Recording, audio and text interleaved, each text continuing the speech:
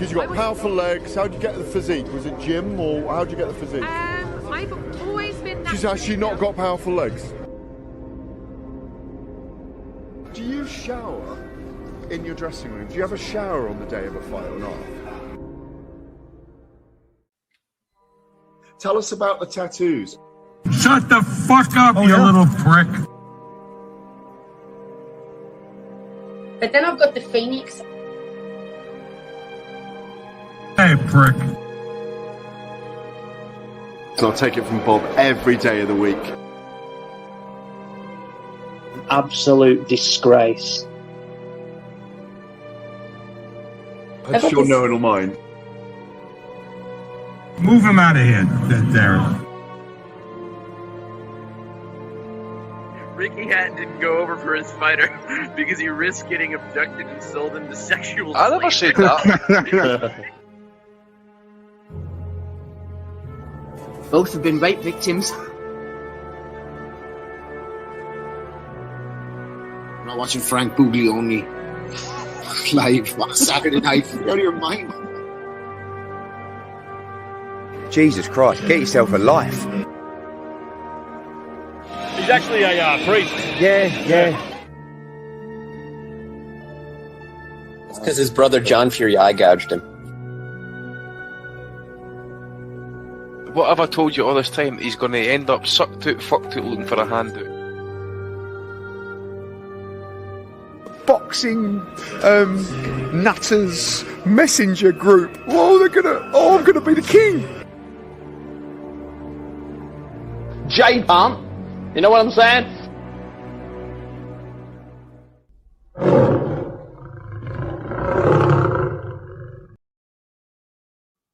Well, hello everybody and welcome to the 539th edition of the Boxing Asylum Nuthouse podcast. I'm your host Steve Wellings, and joining us on the call we have Andy Patterson and Matty Di Gialinardo, going live on YouTube from 8 o'clock every Sunday evening.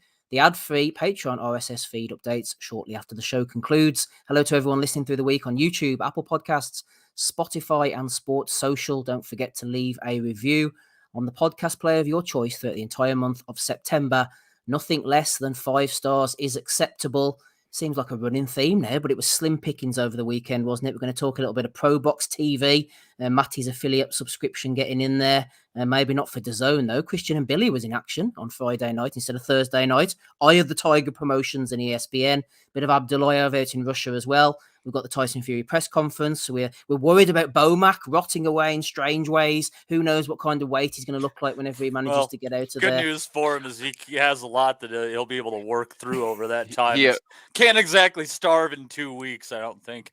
We need to start a prediction league actually on what weight Bomac will be when he finally does get out. Over Exactly. No, but you should wait until he's actually hits the court. That should be the deadline. So what is it, the 9th of October he's due to hit the clink? 8th or 9th, I think, yeah. Aye, the High Court. That'll be interesting. You got to say, though, like, the one good thing, like, working for him, considering being in jail right now, is you'd have to think when your ass is that humongous, it would have to probably make penetration near impossible. And if you choose to lay on your back, they're not going to be able to flip you, you know? So he's going to have to Bomac is probably not going to get raped.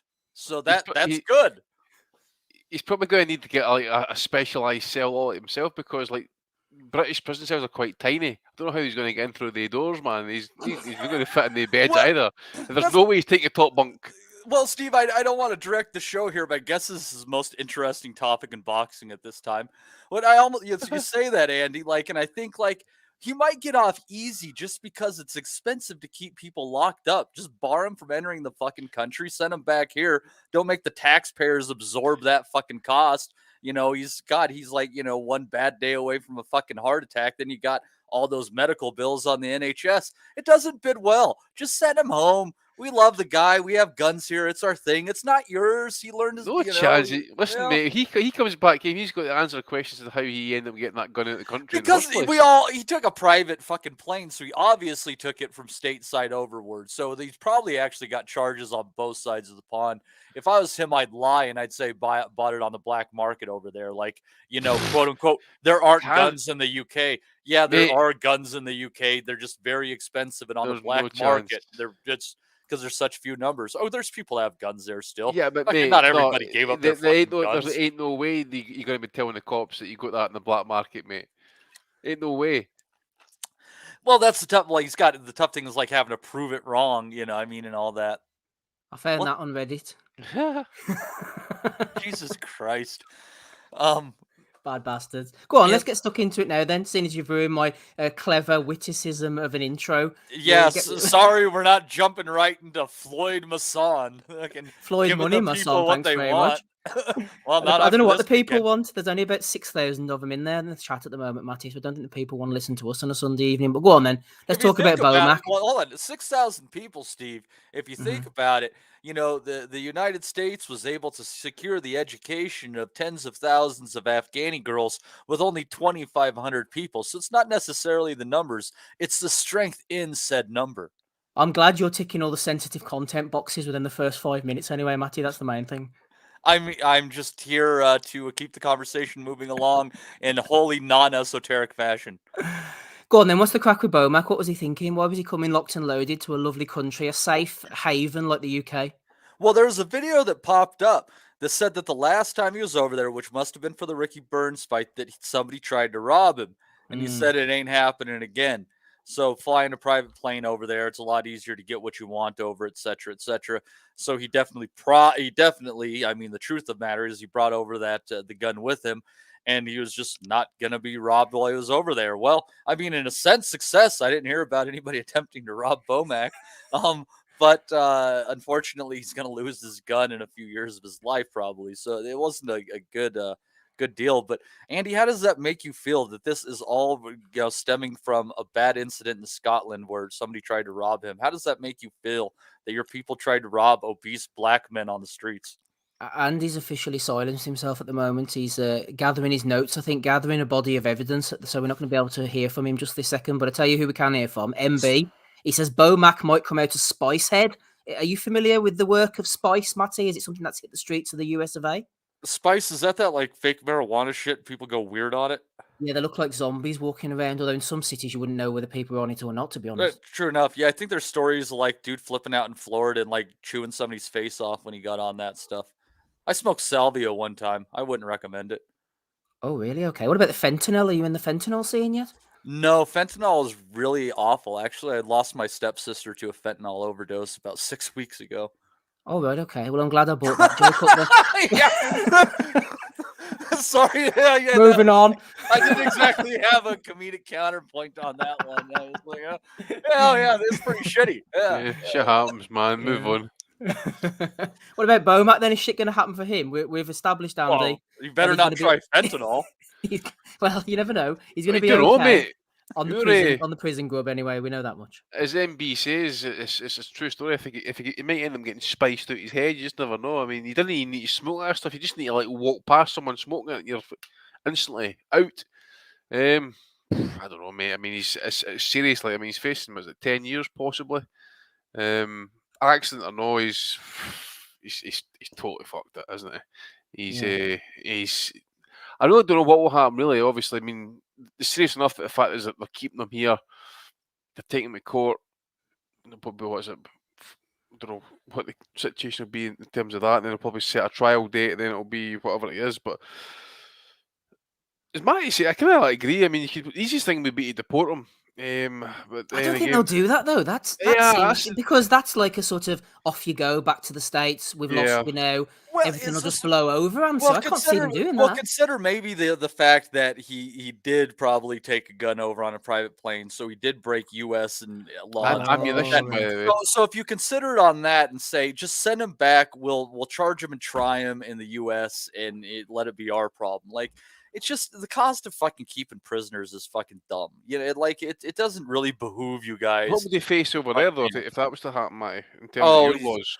Yeah, when it comes to like airports and shit, like I mean, he's probably looking at like a 3 to 5 year sentence. He might get out in 18 months or something like that. In America, you're saying he would get that? Yeah. So flip me. I tell you what, as Andy says, then in that case, well, that'd be his best option because mate, he's looking at 10 to 15 years here.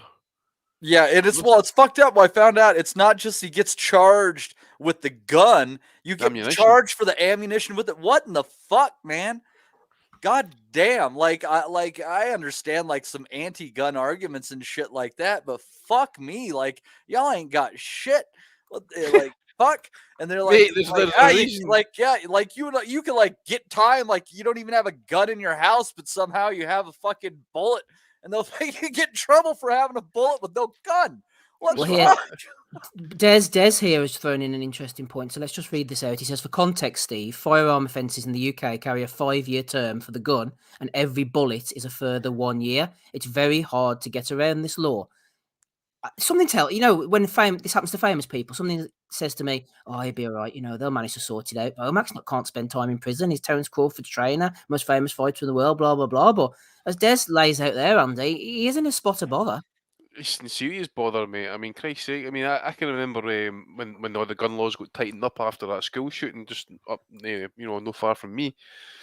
Was the main reason as to why all the laws of Scotland, England, and Wales were basically kind of like put together. Really, as I say, Des is right. I thought it was like 10 years basically, but an extra year for every bullet.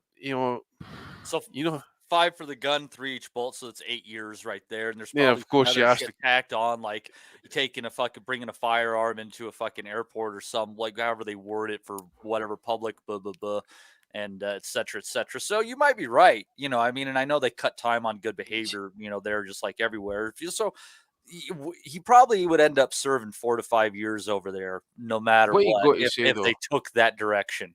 It is absolutely staggering arrogance, actually, to then think you're going to get that gun out of the UK by putting it in your fucking briefcase, in your suitcase. Well, yeah, straight up. He was able to get it across. Arrogance, man. He was able to get it across, and guess what? He got through his trip without getting robbed. Why not dump the fucking gun somewhere? He's got enough money. Buy another gun when you get back here. Need it air here. That's the thing. We didn't need it air here. We think he's gone, man. It's no like downtown Kabul. He's gone there. Baghdad. And what's fucked up? So let's just say like he went back over there. He had his gun, and he did have someone try to rob him, and Bomac fucking pulled out his piece and fucking shot somebody in Manchester. Exactly. So he would still get in trouble, even though he was in self-defense. It doesn't matter at that point in time. Like, your best shot against somebody trying to rob you is if you really think you can throw hands with them, throw fucking hands with them. And I hate that because I don't think anybody should be left to like at a deficit of self-defense. But you can't even carry the gun. The fucking you can't law. even carry the gun legally in this country, man. You can't even put it in his waistband, concealed carry or anything like that, mate. Yeah, I know. He's just absolutely fucked himself, big style. We fought a war over this shit. Right. Anyone else to say? I have nothing else to say on this, to be honest. I think we've covered the main I'm things. just bummed out. I'm just bummed out based on the fact that Crawford is hitting these new heights. He finally is getting noticed. He's got his team together. He's only got a couple more fights in him based on everything he's saying, but it's not like he's phoning it in. He's going for history, and his trainer goes and throws a wrench in the gears after all that. It's just it's just ridiculous. I really feel bad for Crawford out of all this, because you talk about a casualty of the whole situation. It's him, and that we're looking at Spence is having to deal with trainer issues before the rematch. Well, hopefully it doesn't affect Terrence. He's having to do the same thing. I know he's got a team, and he doesn't have to replace, it's not a full replacement kind of thing where everything hinges on Bomac. But I mean, they've been together for a long time. It's a big deal. Yeah, I was going to say it's more a comfort thing or a familiarity thing with the Crawford and Bomac relationship now, Matty, rather than, Crawford, I'd say, is that skilled, that experienced at this stage of his career. With the team around him and the advisors and whatever, he'd be able to fiddle his way through the Spence rematch. I know that sounds a bit flippant, but I don't think it all hinges on Bomac. If he's doing a stretch of 5 to 10, they could maybe make things work, and they're going to have to. Yeah, they're going to have to find a way around this. And, I do think the good thing is, Crawford is mentally strong, and I think he can get through this. But I got to think that, Bomac is at least a piece of why Terrence Crawford has gotten to where he is today. And it might have to do with just having a good boxing brain. I mean, he's obviously not fucking engaging in cardio with him. So it's, I don't know. We'll see. Again, Spence rematch, probably pretty easy. He's already been there, done that, prepared for that one already. And he's seen it in the ring. Might throw a couple of, little different things in there, but he's ready. But what comes after that, and these fights he's talking about for, pursuing for, historic purposes and stuff to finish out his career, that's a different story. And hopefully this doesn't damage those plans. JAM84 doesn't see it as a problem. He says a trainer is not that important. The fighter's ability is what matters most. A trainer can be replaced. Trainers don't get in the ring with them. So there you go. Well, Bomac doesn't even get in the ring, says Leon McCanty. Except for old what's his bucket, John Ruiz's trainer. He'd get in the ring with you. Well, Norman Stone, Harvey Price returns. He's mentioned him as well. But Bomac literally cannot stretch into the ring sometimes, to be fair. It is a long way up and to try and get through those ropes. I'm not going to insult old Bomac anymore. I do feel a little bit sorry for him, although he is quite stupid. Matty's trying to put me off this Floyd, Money, Masson talk as much as he can. He shall succeed no longer, Andy. Let's move on to the big fight from the weekend. Bigger fight as we could manage anyway. Yes, a victory for a big black guy. Yes, exactly. Absolutely. Yves Ngannou, or Nagabu, as the co-commentator kept calling him, Andy, in the 6th round. Cracking. I think it was a left hand in the end that did for Masson, who had boxed his way through as best as he could. He was struggling, though. Absolute monster of a cut. If it was away from home, the fight would have been stopped. Decent Australian card to keep us going, all in all. Yeah, it was okay, mate. There was a few cards, thankfully, on YouTube to kind of keep our interest in that, but it was nothing fantastic actually. But in terms of the Australian card, yeah, Masson or Mason, that's what I kind of pronounce it. But Masson, coming off obviously that Turchi fight, that was pretty brutal. A good fight, wasn't it? It was brutal, and both of them ended up with the same hospital ward. Well, the fight before that was too. He's been in 3 brutal. Yeah, and after that last night, or whatever night it was, Saturday morning would be for us. In the end, he got worn down, and he just didn't have an answer. I thought Ngannou might lose the fight. To be fair, I think I mentioned it last week possibly, but he certainly was the stronger fighter, especially on the inside. And you mentioned the cut as well; it was pretty bad. And the stoppage after that, mate, he just didn't have much left in him. I don't think. I think the fight beating out of him, and obviously the miles over the last 2, 3, 4 fights that he's had, and that, man, they've been really, really taxing fights for him. First L for his career in that as well. So interesting to see what he does for a comeback. But then Ngannou, this IBO title seems to be getting a bit of love these days. It's spread about. So he's the new Cruiserweight world champion, mate. IBO champion. Absolutely. Well, you said he got jobbed in one of his losses. So, I mean, really only, been knocked around by a Coley. Yeah. The Tishchenko fight, it was, I think that was the one you're talking about. Yeah.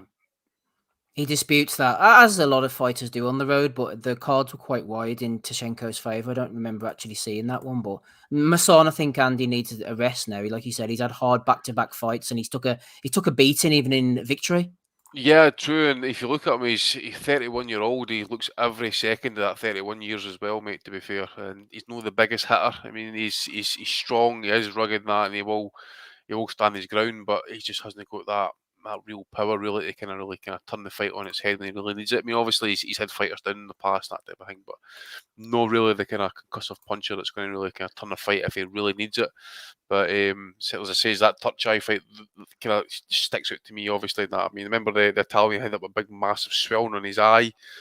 I think Masson possibly was cut and swollen and that as well. As I say, both ended up in the kind of same hospital ward. Another tough, close, competitive fight, and again, it just turned into that as well. But Ngannou was just more strong for him, and definitely more polished in terms of his skills. Because in the end, he just picked him apart really. And as I say, Masson didn't really have much of an answer for him, I don't think. I don't think so, Matty. Where does Ngannou fit within the sort of cruiserweight scene? You'd see the 2 losses on his record and the draw and think to yourself, he's had a decent away win, but generally he's kind of down the lower echelons of the division. But if you look at guys like Ryan Rozicki in BoxRec is quite high, Alexei Papan, Uniel Dortico, Matthias Masternak's the top 10. We know the level of these guys. Makabu's still hanging around. 3 Brits, 4, 3 and 2 on BoxRec. Riatpur Kohli, Chris Billam-Smith and Badu Jack at number 1. When did Cruiserweight become so weak, Matty? I've not been paying too much attention to this. I thought Masternak was retired as well. Basically after the Super 6, huh?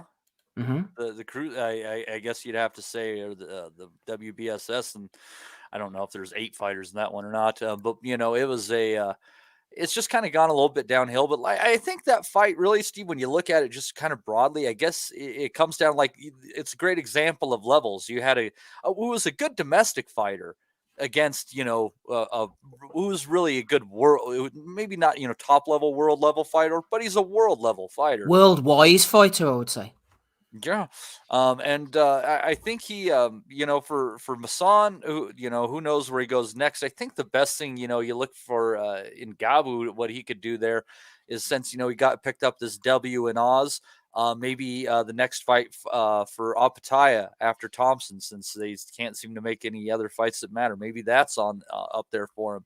He's a big dude with a good punch, has a high guard, and he was capable of walking Masson down. And my hunch is, without having seen the fight with Akoli, but my hunch is that he's not going to be able to walk down Opetaia, and that could be a fun fight for a few rounds until, again, class tells.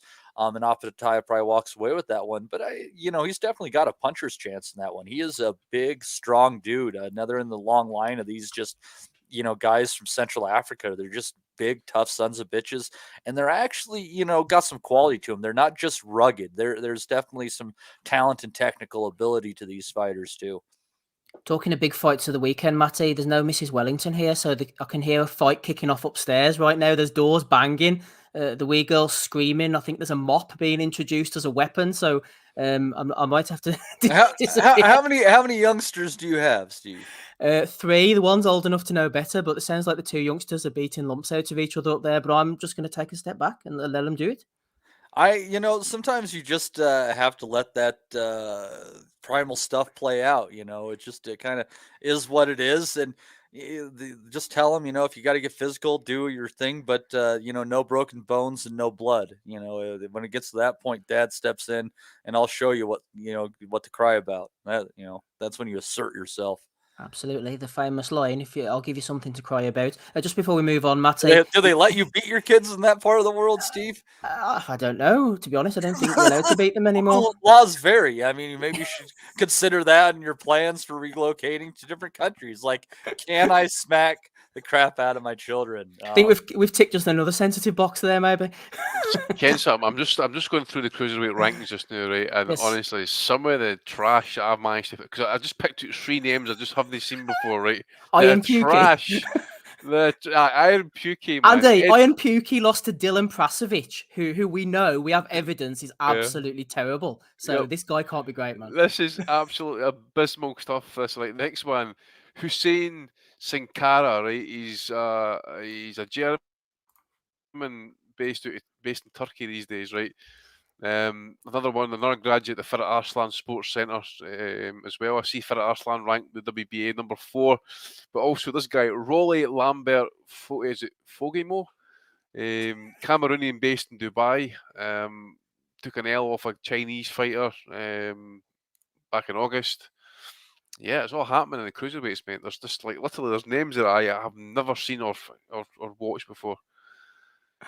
Harvey Price Boxing Returns there says Steve's kids punch up is sure to be more entertaining than Cleverly Bellew. I just heard Arola shouting, I'll hit you with it again, you dickhead. So I'm not, things are getting serious up there. Kendo sticks coming in next. Oh dear. Well, it's maybe more entertaining than the cruiserweight division anyway. One thing I was going to mention to you, Andy, actually about the cruiserweight division, Matty mentioned Jay Opetaia there. Yeah. As you know, I'm a body of evidence kind of guy. He looked really good against Bradis. Bradis hung in there like a warrior. I think Opetaia had his jaw broke, showed a lot of potential. But since then, obviously, because of the injury, we haven't seen him for now. I think it must be the guts of the year, more than a year, I'd say. He has to build on that. I know he's been injured. He has to beat Thompson and then get out again at some point quickly and start building that resume. We don't know if it's flash in the pan against Bradis at the moment. We really don't know his true potential against some of the other guys in the division. Opetaia, he's still a relative dark horse, despite that one big win against Bradis, I think. Yeah, and you remember he's actually got over 20 pro fights now as well. So, and obviously on that undercard there yesterday, that Keller guy who got badly iced. He got his face rearranged. Jesus, he got his nose broken badly. Jesus. So Opetaia's fought and beat him. He's beat Mark Flanagan. So he has sort of kind of like cleaned out somewhat domestically. Jordan Thompson, I'm trying to remember actually the last time I've seen this guy fight. Actually, was it Luke Watkins possibly? That maybe seen. Yeah, I think it might have been actually. He's a big unit, isn't he, Thompson? Very tall. I'm just looking at the rankings, so this must be some sort of voluntary defence, which makes sense considering that Opetaia's coming off an injury. But yeah, you're right. If he wins this, say he does win it kind of convincingly, you want to see him back at theoretically the next three to 4 months. So he's on an Eddie card. I'm just trying to think, obviously, you've got Badou Jack, who's WBC champion. You've got the French dude, Goulamarian, WBA champion. You've got Chris Billum-Smith. What is the chances of getting a unification fight made out of there? Well, at the moment, you seem close to unification fights in these divisions, and the time just goes on, month after month, and then all of a sudden, you're fighting a Jordan Thompson, or you're fighting somebody else. We just can't seem to get them over the line. You think Shakur Stevenson's fighting Frank Martin, all of a sudden they're both gone their separate ways. Their separate ways aren't going to be Haney, are they? They aren't going to be anything better than fighting each other. It is disappointing. I'll tell you what's going to be an interesting fight. If it ever does, I would just say this, he's probably going to be a dark horse for a title. Remember the name Albert Ramirez, right? If he gets an opportunity for a title fight, I wouldn't say lump the house on it, obviously, but it'd be worth a wee 20 spot possibly, because I think he's underrated. But that would, again, mate, I'm looking at some of these names here. There's names here that I could definitely say that Opetaia would definitely beat, purely based on the guys that they're washed. I see Kalenga's coming back in a couple of weeks' time. Makabu's still ranked. Dortico's still ranked in there as well. Ryan Rizicki's not even a cruiserweight, mate. Should be doing it light heavy. Duradola still ranked top 15 in WBC. That is the guys you're kind of like fishing up at this point. Yeah, it's pretty grim stuff, that mate. But Breda's still ranked third. Riakpo ranked second for the IBF title. So that's his kind of sphere. But I just don't know the chances, mate, about getting these unification fights made, because I'm sure, I don't know if Eddie's got his hands into Opetaia's career now and that as well. So I can't see him going over to Sky for a Billum-Smith fight if that's the case. So Billum-Smith will not come across either, well, like he's signed to Sky possibly. I would imagine so. Well, they should do what they did last time. There was a fighter from Australia and a fighter in England who couldn't come to terms. Fight in Oklahoma. Yeah, what fight was that? Kambosos Hughes. Yeah. Oh, aye. Michael Thompson there. Wonder if his jaw is okay now about Opetaia. We don't know, do we? We haven't seen him punched on it since. That's another good point as well. Yeah, look at the likes of, there's been fighters in the past injured once and it's never gone away. Dean Francis never got away from that shoulder injury. I don't know if any listeners had to have his shoulder worked on too. I'm kind of thinking that was it no broken in two places, his jaw? I don't know if any listeners can maybe dig that up. I'm pretty certain it might have been broken in two places. Maybe it was a broken hand, possibly. Might come back like Arthur Abraham. Exactly. Aye. Well, Abraham came back all right, didn't he? After that, after the Miranda fight, he did pretty well for himself. Did old Arthur Abraham? Dude, that was a hard chin to fucking crack, man. He could take a shot. He was a tough guy. He was a tough guy indeed. Andy, I'll give you the floor on these next two. You can decide which one you want to talk about or which one you don't. William Foster the third on Wednesday evening, ProBox, with a 9th round stoppage win over Misael Lopez, and then a night later on the Zone, Raul Curiel with a bit of a dodgy stoppage by all accounts in the final round. I think it was the last 30 seconds or so against Courtney Pennington. Yeah, I just mentioned the Golden Boy card, mate.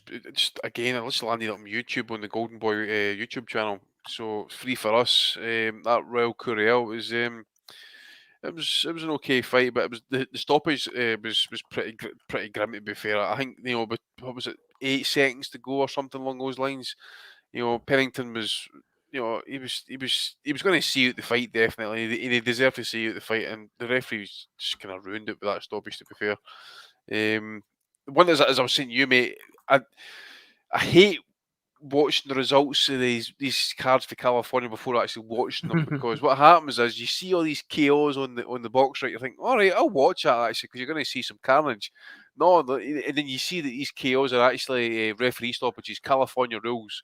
You think, fuck's sake, So, yeah, that was pretty poor around. I was just thinking about the Wednesday card, I think it was. Kaladskich, I think his name is. Yes. Mickey Ellison. Hot rod, Ellison, strong, brave, all those words you From want. From Blackburn, apparently, someone was saying. Yeah, and he just took a bit of a beating, didn't he, mate? To be fair, never won a round, I don't think.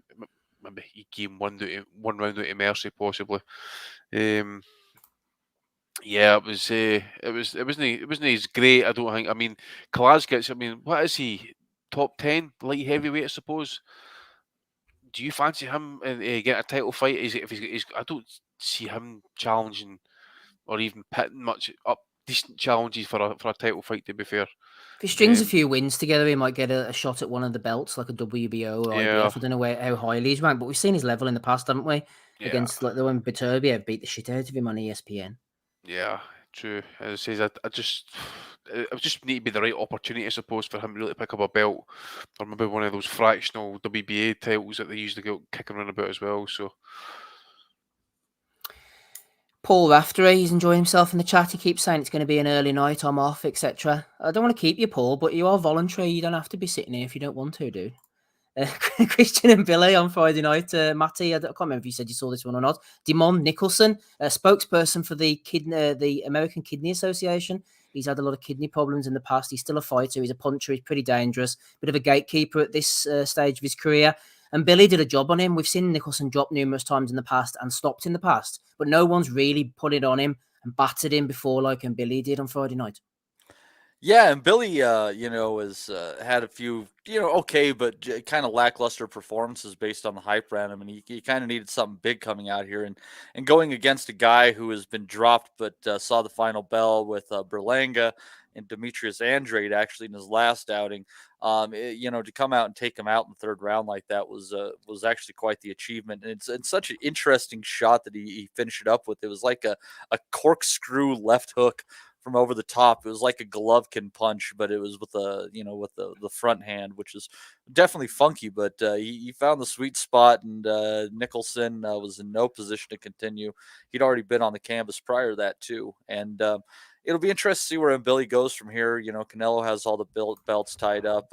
He's not with one of the big name promoters in the States, but Arum does work with them. But trying to think. I don't necessarily know that Arum has any good 168 pounders under his belt right now.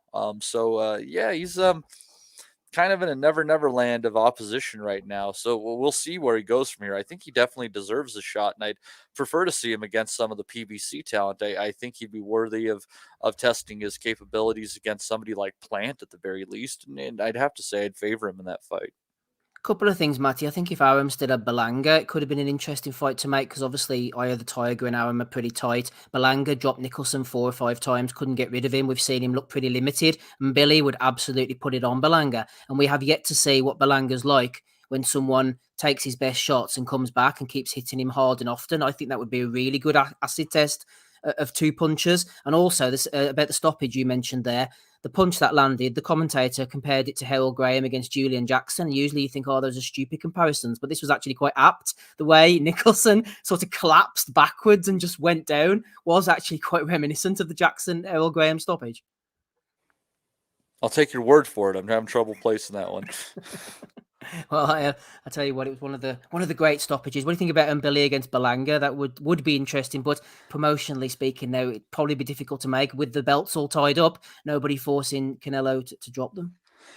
Yeah, I'd like to see that, and you might come to a point where they just kind of force that fight. But I don't know. Like I said, I'd kind of like to see him go the PBC route, because if he could get himself up against a Caleb Plant type and take him out, well, I'd be very curious to see him against David Morrell. I'd be very curious to see him against David Benavidez as well. We'll see where he goes from here. I just hope that promotional differences and Canelo holding all the belts doesn't stop him from being in some meaningful fights, because I do think that Billy is quite possibly a top 5 super middleweight. And I think some of those guys need to fight it out. Yep, I think Mbilly's a good fighter. He's better than Bazinian, the other Eye of the Tiger headliner that they put on, the Armenian. An Armenian, there you go, from last week's, from the Armenian Eagle. It'd be interesting if they put those two together, but obviously they're not going to. They're going to keep them separate and get them title shots because they're both cash cows for Eye of the Tiger promotion. So why would they put them together? It's a big weekend, Andy, when at 20-9 you're going over to Russia. But that's what we're going to do right now. Zor Abdullayev once lost to Devin Haney. which I think he didn't give a good account of himself that night. I think he's a better fighter than that. Going in against the previously unbeaten Roman Andreev, came in with quite the reputation, 25-0, 17 knockouts, hadn't really fought anyone of substance, decent body puncher, but he could not get out the way of the Abdullayev jab. His face was absolutely smashed to bits, and after the third round, his corner pulled him out, but I don't think it was a pussy stoppage because the guy's nose was absolutely busted up, mainly from Abdullayev's jabs. Yeah, and the wee man, that Andreev's son's in the crowd greeting his eyes out. And that, I don't know why they do that. The poor fellow was crying his eyes out, man. Russians are merciless, man, honestly. Yeah, but you're right, mate. I mean, I think he got dropped within like the first minute of the first round and that on a jab and that as well. Feet taken right off underneath him. It's like he'd never like been trained to even slip a jab before, mate. He just kept getting caught with it. Abdullayev didn't really need to do much more. I think it only was it 3 rounds it went, and then the corner pulled him out. Yeah. Absolute beatdown, mate. I was well surprised by it. Andreev's not a fighter. I would actually like say he's a big puncher as well, eh? So yeah, you're right. He's technically he's a decent fighter, like, you know, obviously at a certain level, but we just need to see him now. Actually, well, again, don't know. I haven't been rushing if he's ever going to get the chance again, I suppose, at this point. But just want to see him in with a big, you know, with a better opponent now to see if he can actually, you know, if just show if that Haney fight was just like a one-off, basically, because he was just completely outclassed against Haney. Anything else on that card? I think you were mentioning earlier there was Rene Alvarado was on afterwards. I didn't catch that one. Yeah, I think he got beat on points, Alvarado. I actually, you know, these Russian cards last almost 7-8 hours, and that. It came on like 1 p.m. I completely forgot about it, actually. And then it wasn't until like somebody mentioned it. I switched it back home at 7 rounds, you know, into the 7th round. Alvarado, I think, got badly buzzed in the 10th. He was practically on the verge of getting stopped, I think. But yeah, there's a Vildan Minasov.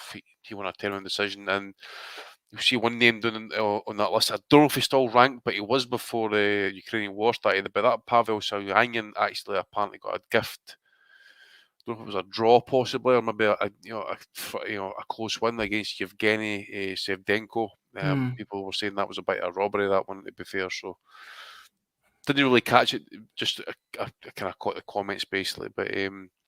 Yeah, these Russians obviously are kind of either fighting guys for like the former Soviet Union or Panamanians or whatever, and that they're bringing over, just trying to keep themselves ticking over, really. Eh?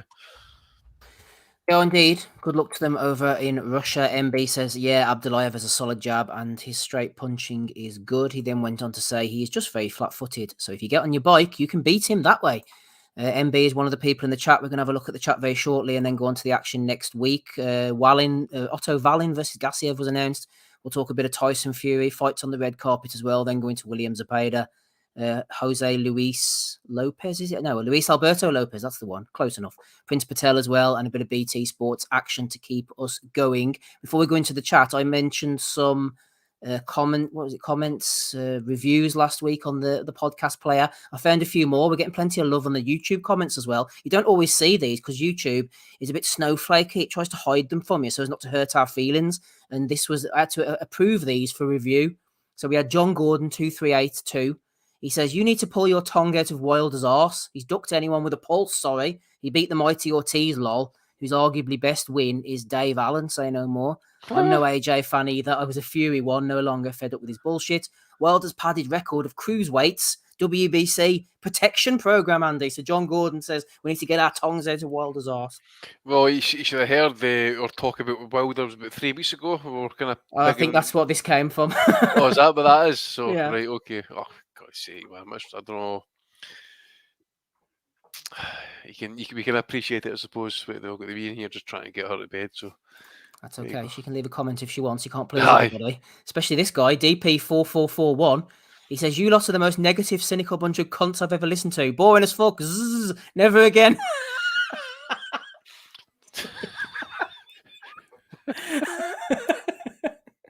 Another satisfied customer. Oh my God. Oh dear. Nothing like that in the chat though. Nothing like that in the chat. Let's see who's hanging around in there. Leon the Canteen is with us as well. So is James. Jim McDonald Boxing is hanging around too. Michael Thompson says Lickers. Johnny is there. M. Lithgow 1983. Mark Stanton, number 1. Harvey Price Boxing returns. Mark Rockfist is here as well. Just scrolling on up, seeing who else we've got. We've got MB. Des was in earlier. No sign of Take Ames yet, or Chukwu.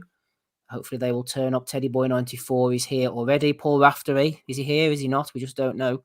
We wish him well. Mark Stanton's here. We've already mentioned him. Might as well mention him again. There's Des. Got to him too. Just scrolling on up. Quite quiet tonight. A few dropped off. Only the 5,632 left in the chat. Make yourselves known. Hit the like and subscribe. There's Take Ames. He's here as well. So is Terry Woodfine.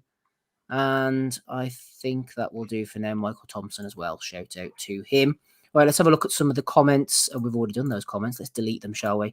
Before they poison the commenting area. Hattam has thrown in a question.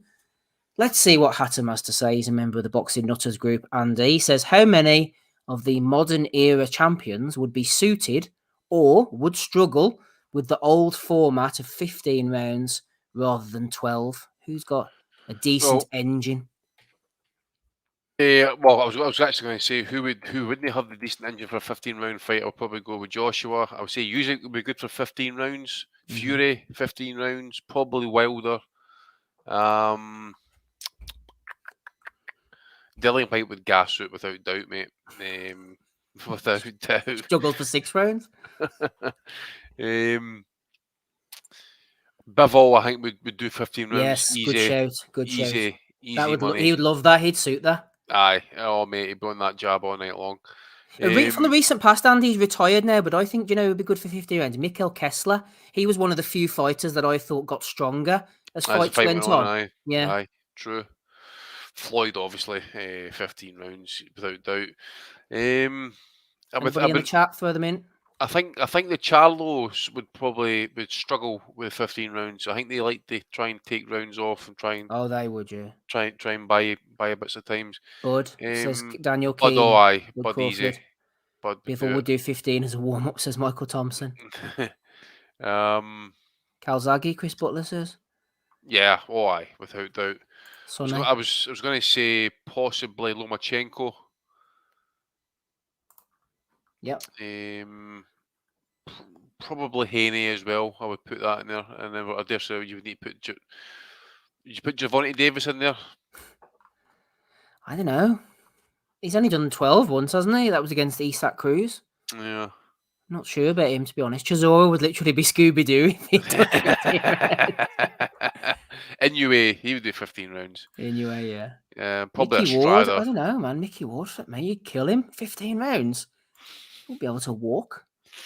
Floyd. Sonny Edwards probably does 15 Sonny rounds. Edwards, yeah. Lomachenko's an interesting one, isn't he? Because he could definitely do it fitness-wise, but strategically-wise, he's had some strange decisions in the past. Like Lopez, it took him 6 rounds to get going, which I thought was more by choice than design. Even Haney, to a certain extent, he needed to warm the motor up. And against Haney, Andy, those final 3 rounds would have been absolute. Well, you think Right. in theory, maybe the judges would have had different ideas. You would think maybe with this, because that was the thing. It was always rounds 13, 14, 15, but it was really the men against the boys. Really, that's what kind of separated it. The championship rounds. That's where you decided the contest. Literally, like Salvador Sanchez, a friend of ours, a familiar face that we've often covered in Punches from the Past.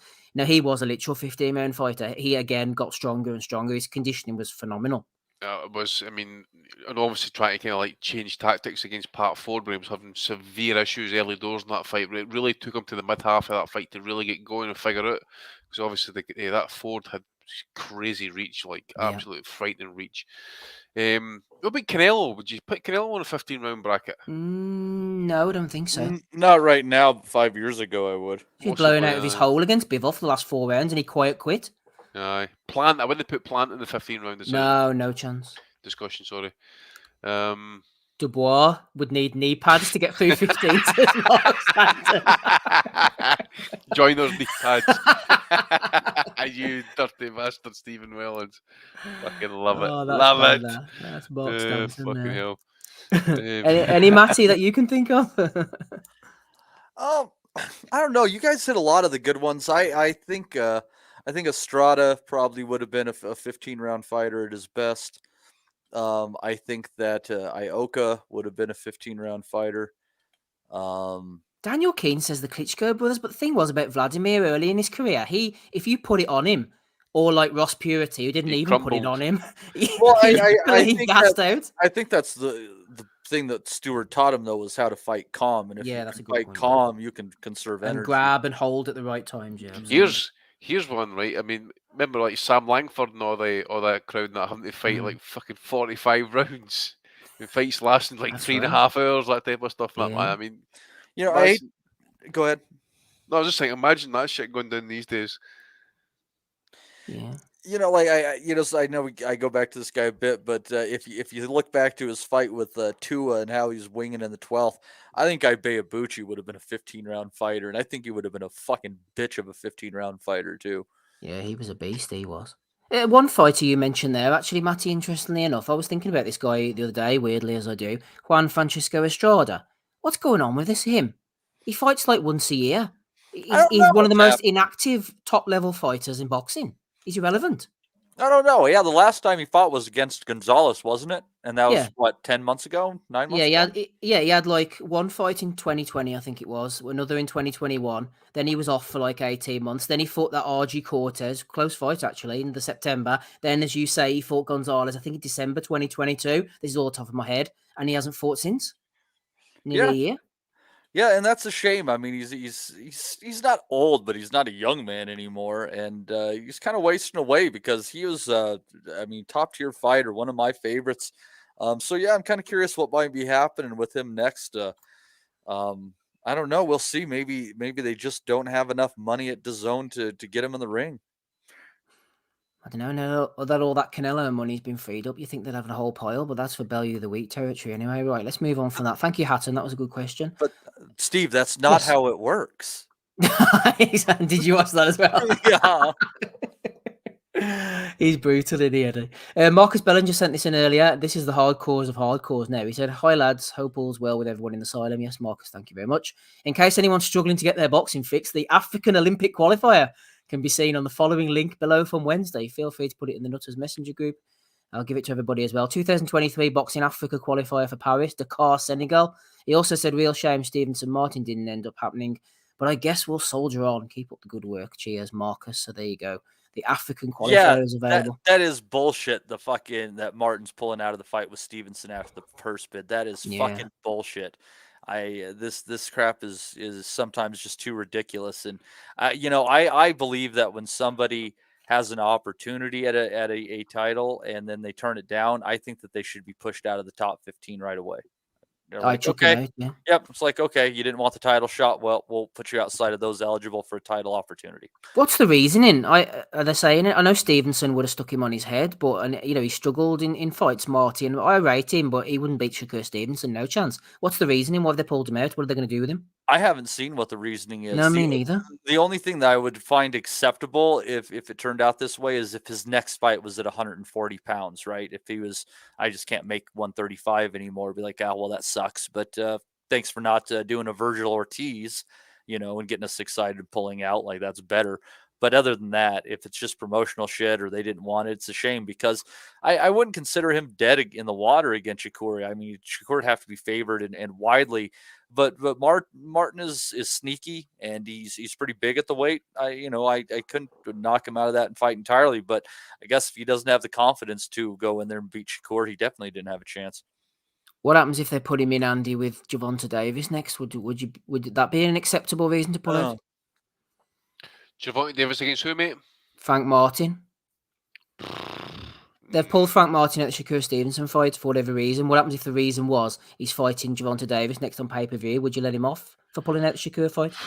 Yeah, I suppose, but if it's no Gervonta Davis, so he's done his money as well, hasn't he? So it's just ball. I agree with Matty saying there. I mean, if you're pulling out your purse bids, literally wasting everybody's time, having gone through all that nonsense, that you should be getting kicked out the rankings for at least 6 months to a year.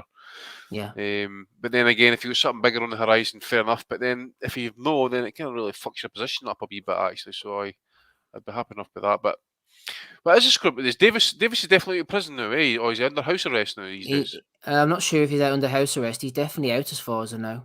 Right. But I'm just wondering, I don't know if that's the case. MB says there, Andy, someone said the new opponent is Edwin De Los Santos for Shakur. That's decent enough. De Los Santos looked really good in his last fight against the door. Now I know it's all about levels and all, but maybe the PBC are going to send him over. It's not as good as Martin, but I would take that, I suppose, as a secondary fight. But isn't that a shame that the man who beat De Los Santos was just on a ProBox card. Yeah, That's William the best Foster, he can muster right. right now. Yeah. Good point. Yeah, it's a good point. Yeah, the thing is with Foster, that Los Santos, that Dominican, really, you just don't know really. He was a sharp boxer, man. Like he had some the way he was going about his work, Andy, was kind of this Adonis Stevenson kind of thing, very quality. But I think the problem is that his best, he's a puncher, but he's shown himself at his best, he's boxing, but he's not going to outbox Shakur Stevenson. That's what I'm saying. So it really is a kind of pointless fight, to be fair. It's interesting because against Rayo Valenzuela, he came out and absolutely put it on him and beat the shit out of him, but he showed new wrinkles to his game against Adorno and stood off, boxed really well. But there's levels to this game, as Matty says.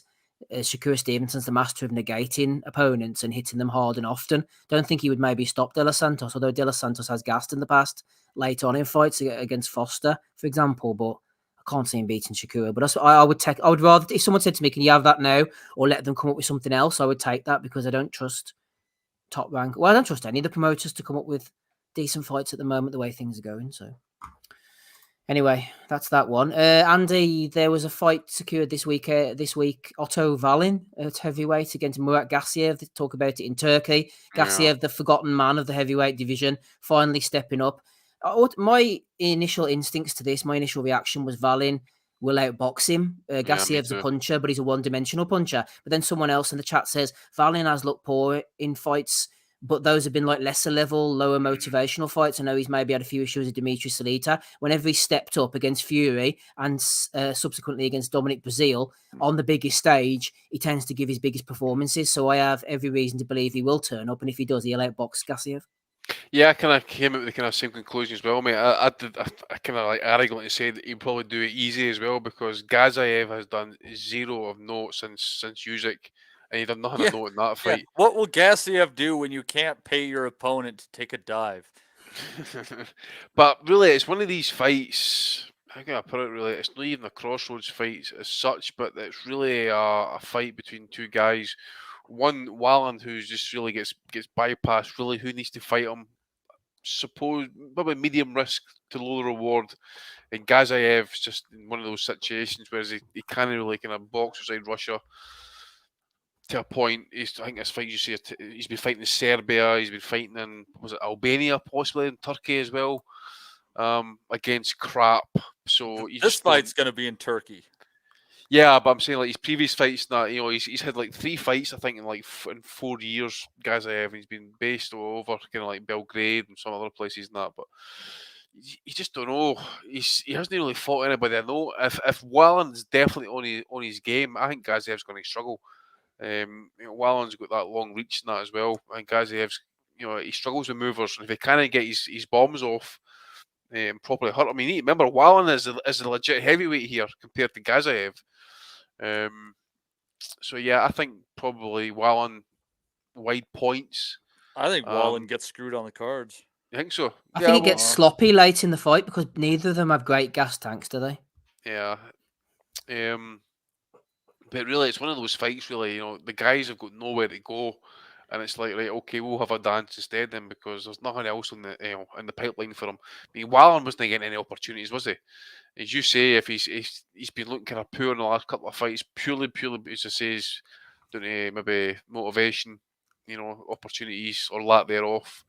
But he definitely needs to win this fight. If he loses this fight, Wallen, I don't want to say his career over, but it's a big. Not going to make him any easier to get big shots. No, but it's a big step back for him, and Gazayev as well. Win or lose for him.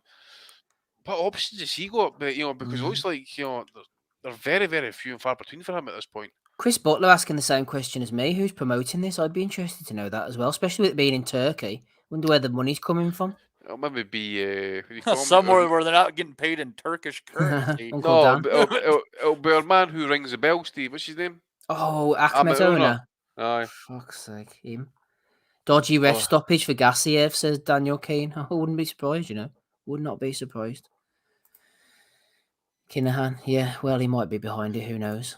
Follow the money. That's what they say.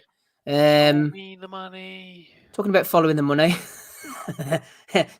Shades of Derek Chisora in Germany against Klitschko during the week. I'm sure you saw all this kicking off. Andy, I'm going to physically shoot David Avalay, cut me. That was the best that I come off with, man. Tell you what, it was all kicking off on the red carpet. We can all say, oh, it was terrible. It's a black eye for boxing, all this type of stuff. But we love a good scrap. We love a good press conference scrap. It reminded me of Riddick Bowe territory. The only thing we needed really, mate, was like somebody to do a Larry Holmes and come right over the top of the cab on it and drop, kick somebody right in the fucking throat, you know. Is this fight actually like, you know, in jeopardy? Because I think someone says that someone got their chin or their face cut and need plastic surgery possibly. Wardley's left eye was cut and he was holding his chin as well, so they're saying that he might not be able to spar. So I'm not sure. Who chinned him then? It wasn't Adelaide. Adelaide came over and started pushing someone to do with Wardley's crowd. Then they all got to it, and someone from Adelaide's corner, I think, caught Wardley. Looked like a left hook, so I'm not sure how he cut the left eye, unless it was in the fall. It was a nice People shot. You've got Big Fraser Clark, you know that, you know, he's kind of like saying, you got dropped on one punch. Dude, you got dropped by a fucking bare fist. Fuck you expecting? Plus, he's like, they don't like walk right into the shot. I think he was like walking into something else. The fucking guys just fucking, you know, it was like that video, Steve, with War Machine. You know, the guy up against the wall, he's like, he's pretending he's dropped his phone, and the guy kind of stands back, he just whaps in the right hand and knocks the cunt out. Oh my god. See, you guys claim that there's, you know, like basically no guns in the UK, but I mean, clearly, you know, Wardley has one. Well, I don't know. The How fight's in else would jeopardy. he physically shoot somebody? Well, exactly. The fight's in jeopardy now, though, Matty. It was a good fight too. I would have fancied Wardley to stop Adelaide. A good British level fight. Fraser Clark should be stepping up and taking this fight in the first place, but now it's in jeopardy. Chris Lloyd was raging about it as well.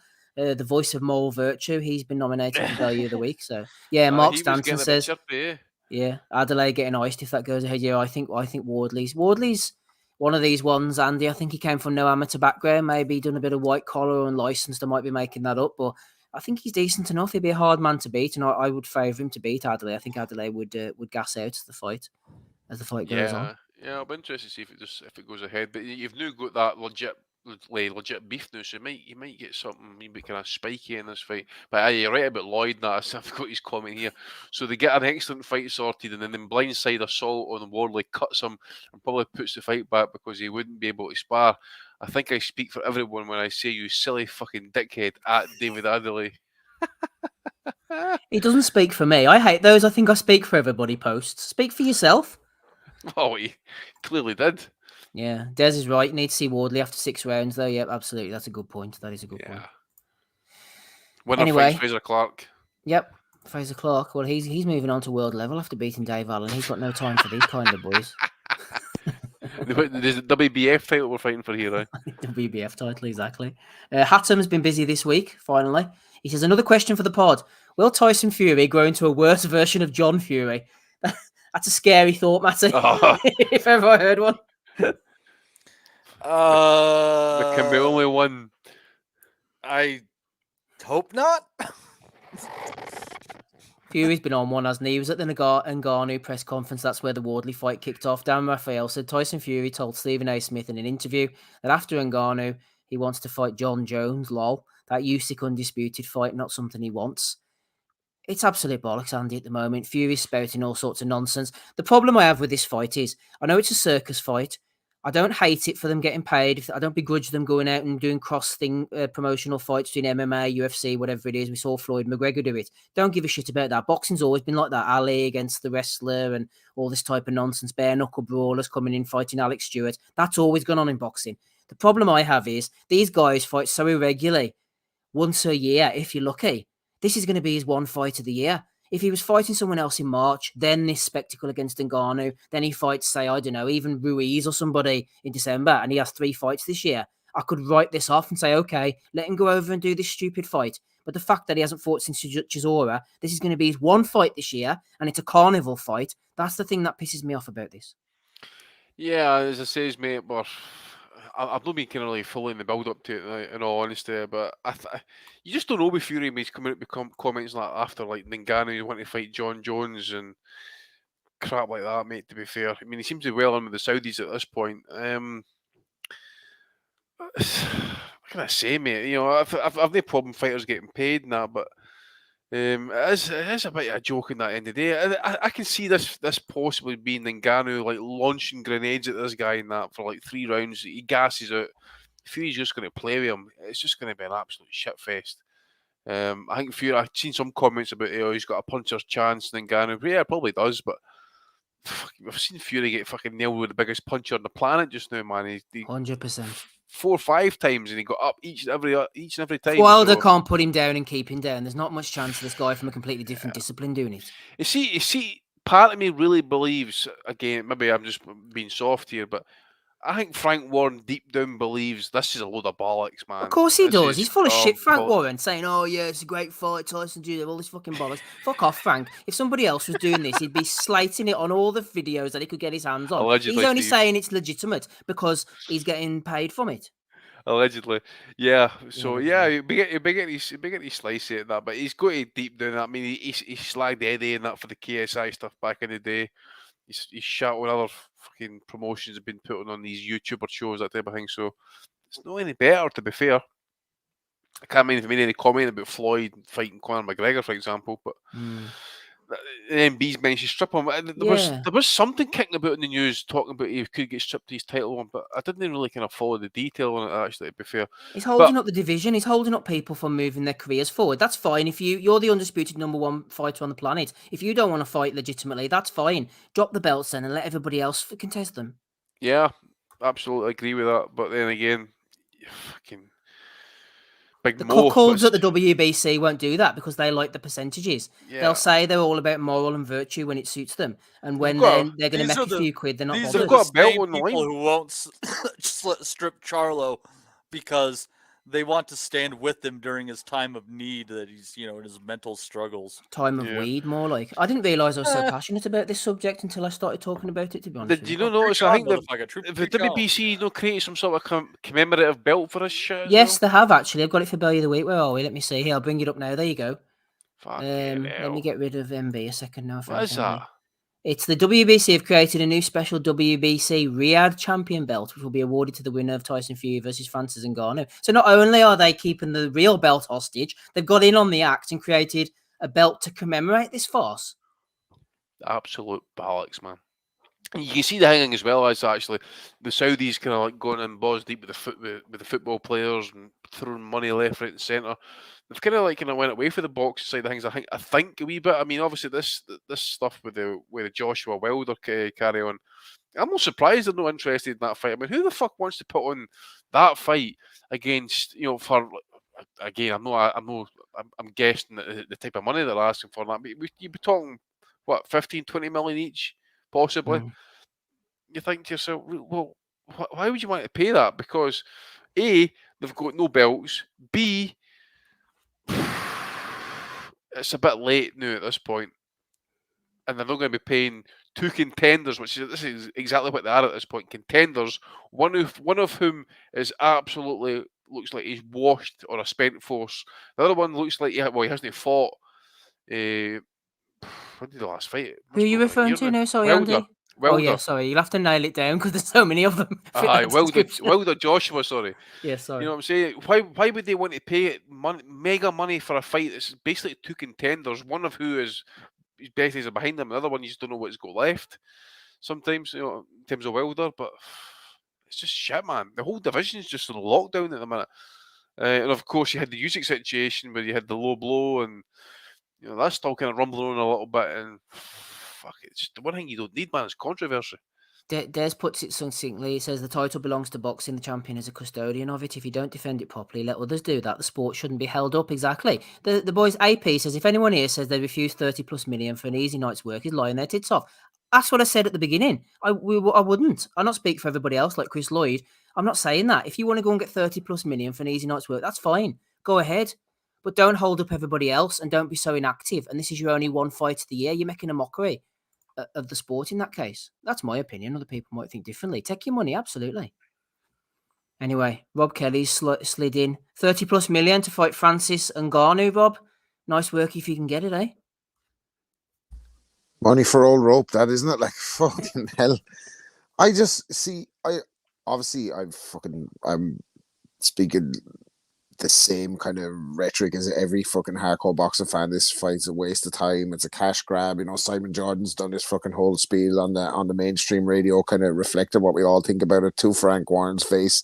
And all Frank can say in defense of this is, these two guys who are the governors in their sport. It's going to be a massive event. Yeah, we know it's going to be a massive event, fuck faces, but it's still going to be a shit fight, like, isn't it? This Francis Ngannou the thing about these crossover fights is, we've been here before, like 5 years ago, where the mainstream kind of bought into the McGregor Floyd shit, and that fight turned out to be a dud. And there actually hasn't been one decent crossover fight that went the other way either. Like, that we, fucking went the way that, the underdog wins or has his moment at all. Francis Ngannou is not going to be able to do anything to fucking Tyson Ray Fury. Mercer against Tank Abbott about 20 years ago. Yeah, okay, but I think, like, I don't know enough about MMA. Tank Abbott was a kind of a fat slugger, wasn't he? Like, he was exactly. Worst guy. He probably had the style to match Ray Mercer. Like, he was going to get the fucking shit kicked out of him. Yeah, he wasn't going to shoot him like Couture did to James Toney or anything like that. Exactly. He was going to come and slug at him, and he was fucked.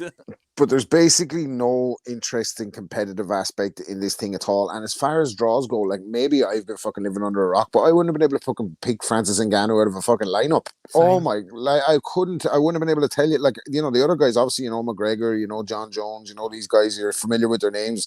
I know Francis Ngannou was the heavyweight champion and he got out of his contract with the UFC. But really, even where the fuck is he going? Because the UFC is the only show in town. So what's he doing now? Relegated to, I suppose, not relegated to, but getting the share of 30 million in Saudi, or in wherever the fuck this fight's on. Saudi is not bad. Yeah. But I mean, and I agree with you with the Tyson Fury thing, to be honest with you. Great fighter. Everything's just boring as fuck these days. The shtick is old. The shit that he goes on with the Netflix documentary, the kind of, I don't care about money. I'll give all my money to charity. I'm Mary Poppins. But I'm not going to fucking fight at one of the heavyweight contenders. I'm going to fight some fella from the fucking UFC to get 30 million. And, it's just tiresome. Like, and to be honest with you, I kind of got over the heavyweights. The fight I wanted to see was Crawford Spence. We got it. We got Ryan Garcia versus Tank. We got Haney versus Lomachenko. We got fucking Shakur versus Frank Martin coming up. Like, there's tons of fucking other good fights that are happening. These big fools are not wanting to fight each other. And if they do fight each other now, they're past their prime. The AJ and fucking Tyson Fury fights well past the sell-by date, because nobody with a fucking half a brain cell now is going to dispute the way that fight's going to go. Like, Fury's going to play with him and drown him and stop him. And it's going to be a one-sided fucking fight. So, but it's not even appealable as a sellable fight now, because everyone knows AJ's a broken man. Like, so that fight, the ship has sailed. The Usyk one, I bet we get Usyk Hrgovic before we get Usyk fucking Fury. I do not see this fight because of, unless these what Frank Warren is getting at, that the Anthony Joshua Wilder fight won't be made because there's other guys taking over now. The other fucking, I don't know who's who. The Minister for fucking Entertainment or something is apparently leading the charge now in Saudi. The Ministry of Sound lads. Is fucking leading the charge now for Saudi, and he's probably gonna pour money into making Usyk and Fury, and they're all gonna get the money they were wanting to. It's good that these guys are involved in the sport in terms of bringing and making big fights. But if they're all just gonna fucking hang around waiting for the payday, what's the fucking point? What are they bringing to the sport? That way, like, pretty much the heavyweight division is on, like, it's like the writer's strike in Hollywood. Like, they're all sitting it out waiting for the fucking Saudi money. Like, nobody wants to make a move in case they get fucking binned. So the guys who you really want to feel for in the likes of this are fellas who are not in that Saudi oil money mix, like fucking, Andy Ruiz, Otto Wallin, these guys, like fucking, there's only really two other good these are the only two good heavyweights I can mention. But you know what I mean? It's the guys on the come up, like, who are getting fucking frozen out. Like the winner of Joe Joyce and Zilly Zhang, they're going to be no closer to a fucking title shot. No closer, like. It's just, I don't know. It's a bit pathetic, but yeah, I'm not fucking saying anything new here. I've no interest in it. I won't even probably watch it. The only fucking positive outcome I could think about it in this fight is if Mike Tyson does actually coach Francis Ngannou to land that fucking, if he really punches as hard as Frank Warren is making out, that he punches harder than Deontay Wilder and all that. If he could land something on Fury, but if me auntie had balls, she'd be my uncle and all that. That'd be totally acceptable these days. So, you know what I mean? You know what I'm getting at? I can't see it being competitive at all. I think it's going to be a big shambles, and loads of people are going to get loads of money that I'm not going to get any of it. So I couldn't give a fuck about it, basically. Rob, you were giving me hope with all the fights you were mentioning this year, but then the only future hope you said was Shakur Stevenson, Frank Martin, and we believe Frank Martin's now pulled out of that fight with Has Shakur he? Stevenson. Fucker, Yes. anyway. Bastard, PBC anyways. pulled him out. For fuck's sake. Right, well, yeah, well, maybe Shakur will get a fight. I don't think anyone wants to fight him. He's in the fucking Who Wants Him club, isn't he? And he's a little annoying fucker on Twitter as well, isn't he? Like, he's not doing himself any favours. Like, he wants to shut the fuck up and let him make the fights. Absolutely well said. Good to have Rob Kelly with us for episode 539. Matt is here, Andy's here, and me, Steve, as well. Let's have a look at what's coming up this weekend. What? Huh? What? Really? What have I done? I don't really know anymore. Oh, that's okay. Oh, here, Matty. I'll keep you entertained. Ryan Deal, put this one up for Fury. Happy enough? Good One, isn't it? That's lovely. Shout out to Ryan Deal, Boxing Nutters messenger group there for the old Tyson Fury. They're so isolated in that part of the world from the rest of us, they have time to do such things. That's good work from Ryan Deal there. Right, let's have a look at the action that's coming up next weekend. We shall start with... Where shall we start with? The Zone.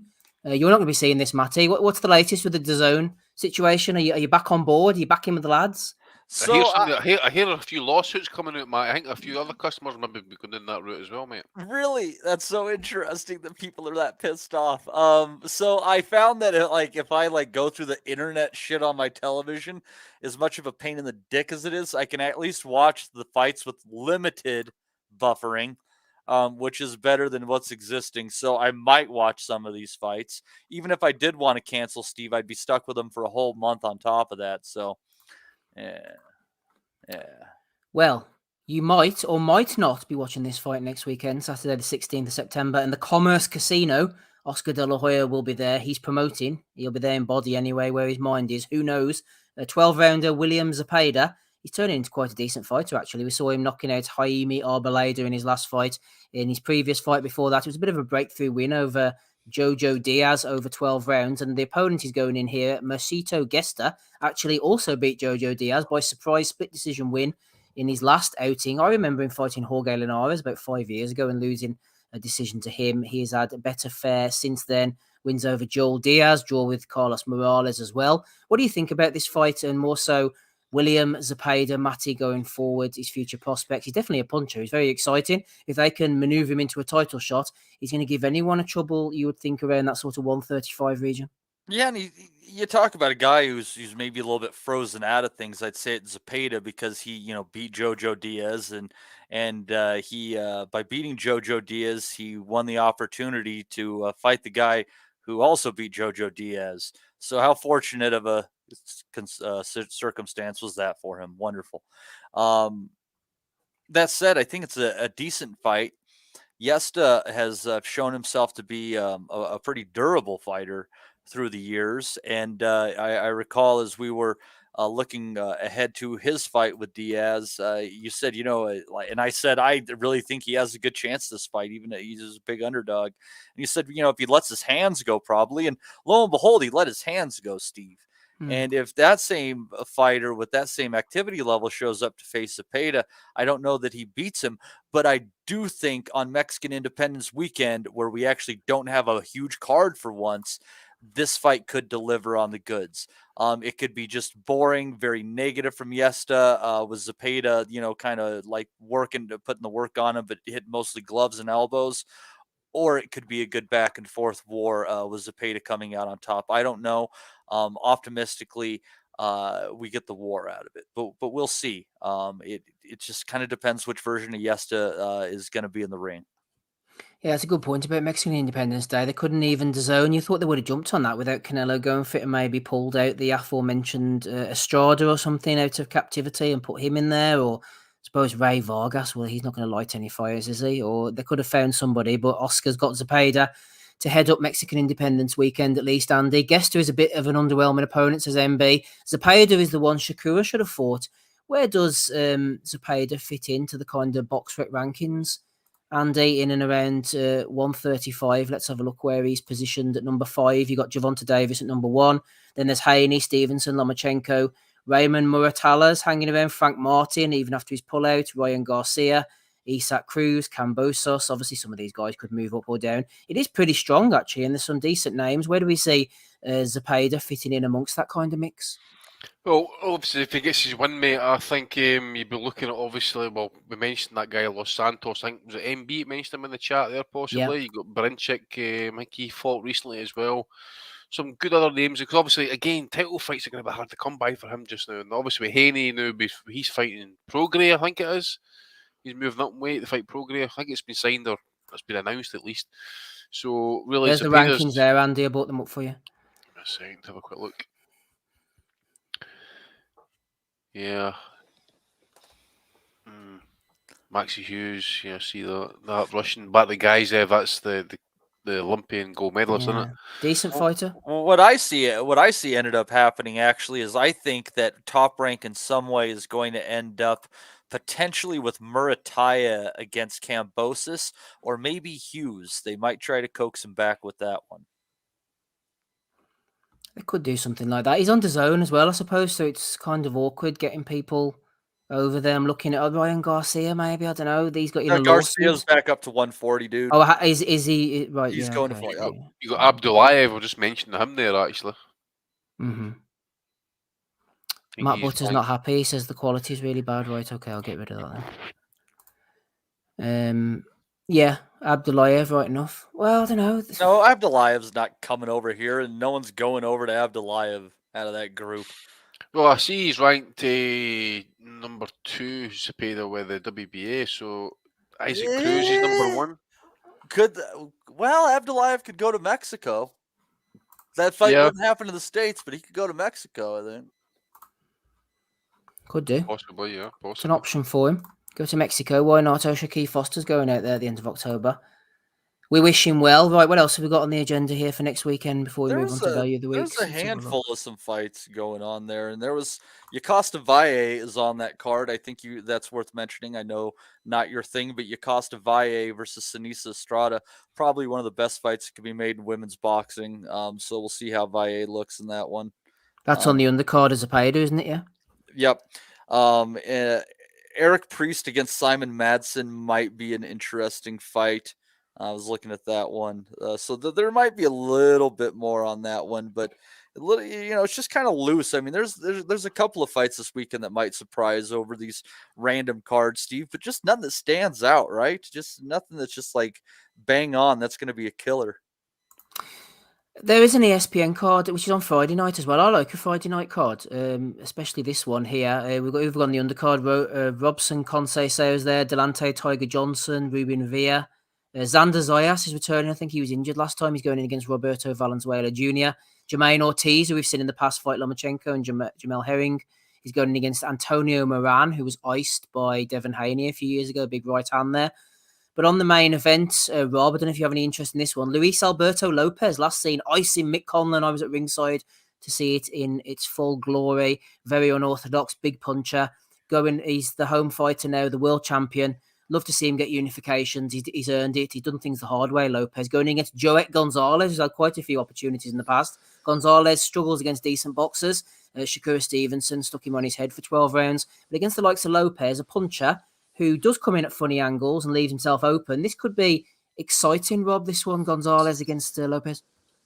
Yeah, I'd be surprised if Gonzalez was able to beat Lopez just based off the couple of fights that I've seen the two of them in. I just think Lopez, that power's real. I think he cracks, he walks forward with his hands down. Like you said, he throws punches from difficult angles. And those guys can be a fucking nightmare. Like, guys with unorthodox styles are a fucking nightmare. At least somebody with orthodox, you can kind of time them a lot better, and you don't get caught with silly stuff. But those fellas with fucking unorthodox styles can be a nightmare. Like, and I just see him walking Joet Gonzalez down, kind of stopping him around the last third of the fight. I think it's going to be. I think Gonzalez has come to fight. Like, he'll give a good account of himself. But I just think that power's legit. You can hear that on the TV. Fucking cracking McConnell. Like, he's got dynamite hands like him. So yeah, I think you get the Gonzalez down the stretch. Interesting, Andy. I think that's the main point of contention for me. Gonzalez, he is tough. He is very basic, isn't he? He comes forward in straight lines, but he is too tough for his own good sometimes. He will beat a certain caliber of opponent.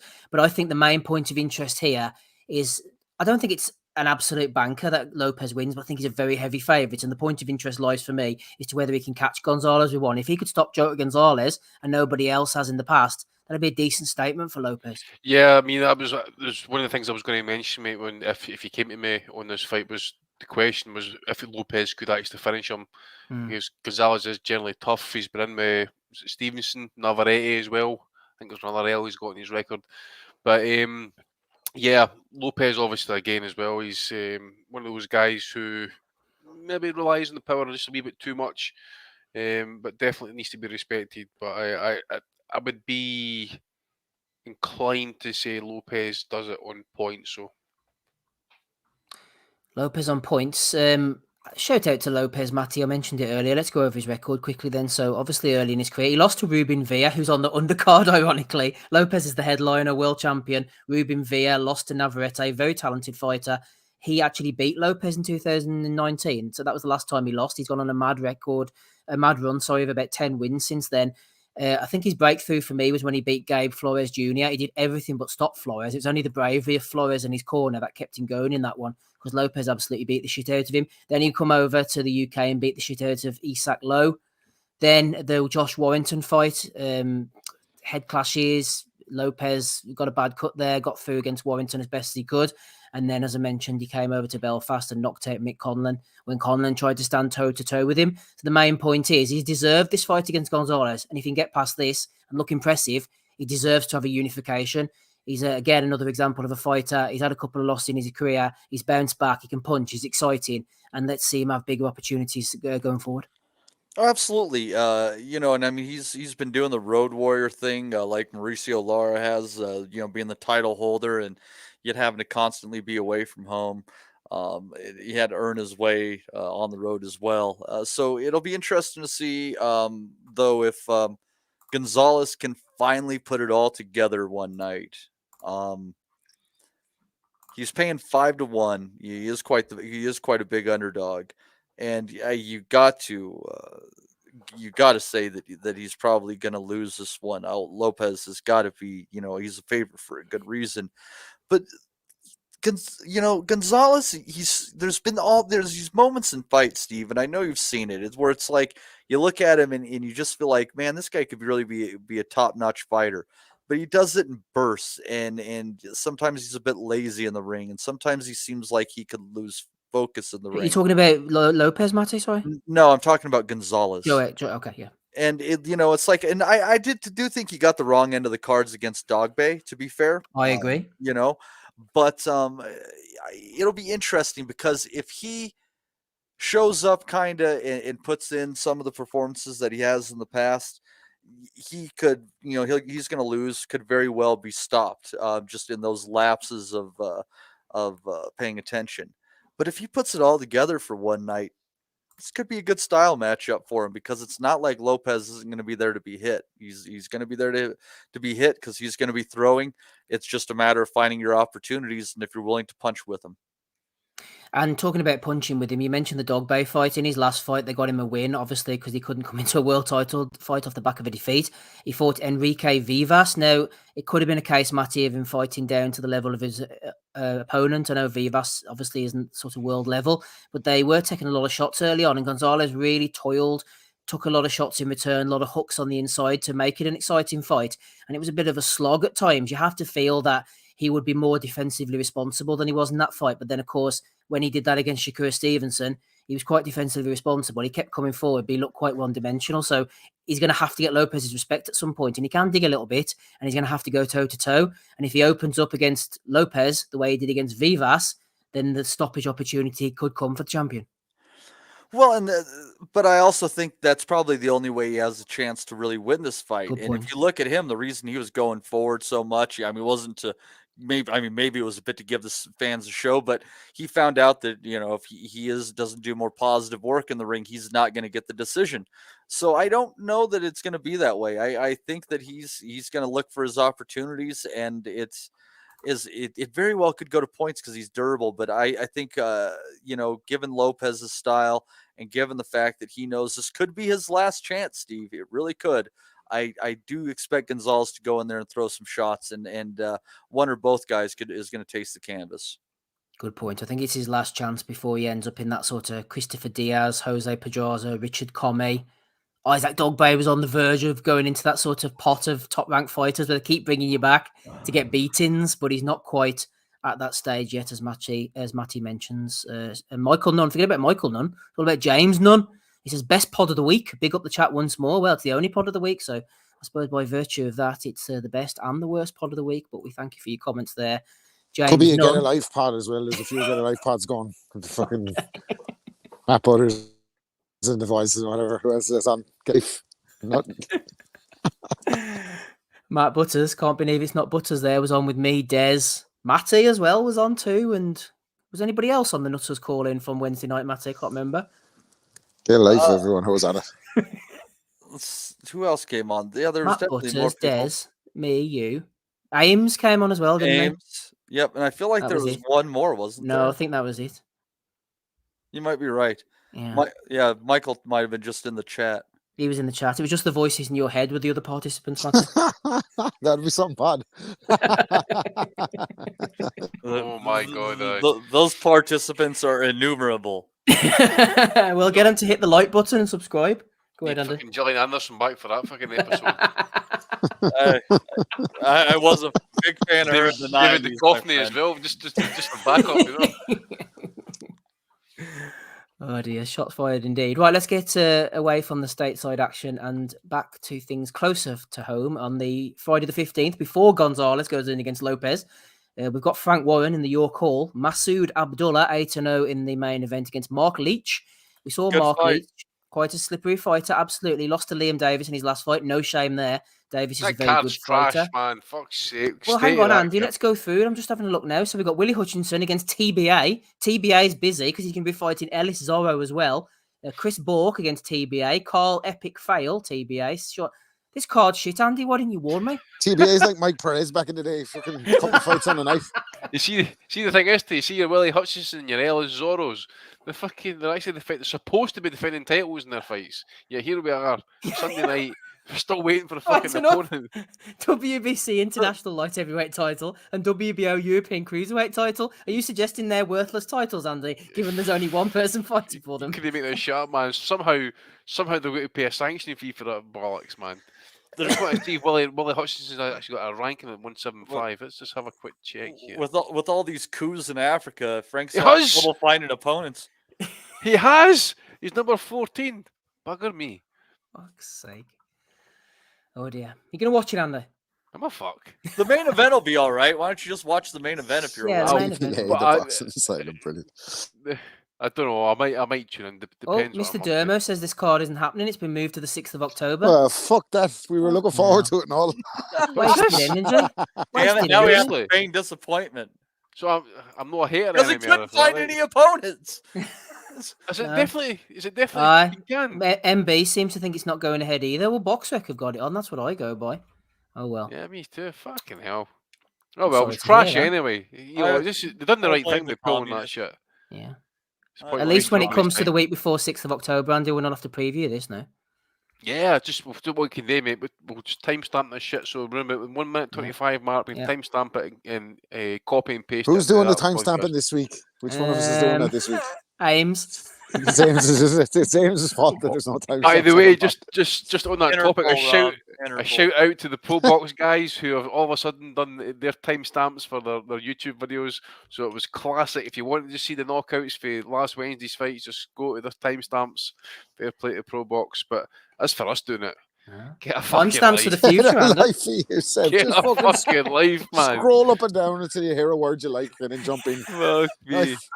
I'm going to explain to Timestamps. Mrs. Wellington. Sorry, I'm not available Monday evening because I'm going to be timestamped. Timestamping the pod that we do on Sunday evening. Seems fair. Just listen to this in fucking 1.5 speed, man. I sound like I'm on 2.5. That'd be great to go back and do those things because it's some podcasts, would like they'll put the subject that's going on at a particular time, with the timestamp. So like you'd have to go in there and put like from here to there. Donnie talks about anal, and just be very complicated. I'll be honest, I did try to do the timestamping once. I had a bit of pen and paper here a few months ago, and I was writing down all the times. And then about halfway through, we went off on one, and I completely forgot to do the rest of them. And so that was it. I had enough and just give up. You'll have Rob sifting for Interpol. Interpol's timestamping the fucking belly. We'll never forget. We really fucking penetrated the Matrix. We love Interpol. Great bunch of lads. A great bunch of lads. Doing the Lord's work, keep us all safe. Praise be to. Oh dear. Right, final show. What's fucking wrong with us? Have you ever considered that? Like, what? What's wrong with the people that would want to fucking timestamp the shit that we talk about? That's what's fucking. Exactly, man. What's wrong with us? What's wrong with the people who actually sit and listen to us tonight? And there's been no boxing on. We're just literally making it up as we go along here, man. Literally trying to We're find back to COVID times here. Yeah. Exactly. All these sad bastards in the chat. Who'd win between a prime Barney Ross and a prime Mikey Garcia? So far of he's fucking two air with one short than the other. Oh, right. So the final card I have next weekend, unless there's anything I'm missing, if there is, Matty can let me know, is Saturday the 16th of September, back in the big time, Harrow Leisure Centre. The reason why I bring this up is because Prince Patel is fighting again. He's against TBE. TBA, TBA, and there's a question mark on how many rounds, so they don't even know. So he's fighting, and also Jimmy Lee's on that card against TBA. You might remember him. I'm made for this game, the famous meme that went out about a year ago. So he's on that as well, and so is, I don't know if you remember this guy, Andy, Robert Lloyd Taylor Jr. Do you remember Robert Lloyd Taylor Sr.? He was a fighter back in... One prize fighter, didn't he? He won, exactly. I was just going to say. One really good... He was really good in the prize fighter, by the way. Fucking and he never done anything apart from that. He was in the David Hay, Adam Booth stable, I think, at the time, Rob. Right. I just remember him from prize fighter, and I was thinking to myself on the night, like, how have I fucking... What's this guy been doing up until now? Because he can clearly fight, like... And I think he had to come through a bit of fire that night as well, but the way he won was pretty emphatic, and I was like, this guy could be something. Obviously, like, there's a reason why he was fighting on prize fighter in the first place. You get me? Like, but yeah. But yeah, be interested to see how the son gets on. The dad could definitely fight anyway. Definitely fight. Like, and we need more of this young fellas taking to the sport using their dad's exact name. There's not enough juniors going. We need some more. Yeah, we need some like Robert Griffin the third or the fourth or something like that, you know. Hatham's a big fan of the Robert, the father-son combination. So yeah, Robert Lloyd Taylor Sr. he had his last fight in 2015. He ended up with a 19-8 record. And indeed, the prize fighter, as Rob mentioned, that was exactly what I remember him from as well. It was in 2011. He beat Takaloo in the quarterfinal by split decision. Then he stopped Peter Vaughan. Right, yeah. And then in the final, Rob, he beat Nick Quigley by a point, 29-28. And he was the reserve. That was the story. Do you remember? He was listed as a reserve. But JJ Bird fainted in the dressing room prior to the show. And he got called in on the night and won the prize fighter. It was a last-minute thing, wasn't it? Yeah, exactly. It was a touch of the Steve Robinson 24 hours notice job, like, wasn't it? Caesar mentioned Takaloo, yeah. Takaloo, I remember meeting fucking... what was his name, the middleweight from Dublin, the Pink Panther?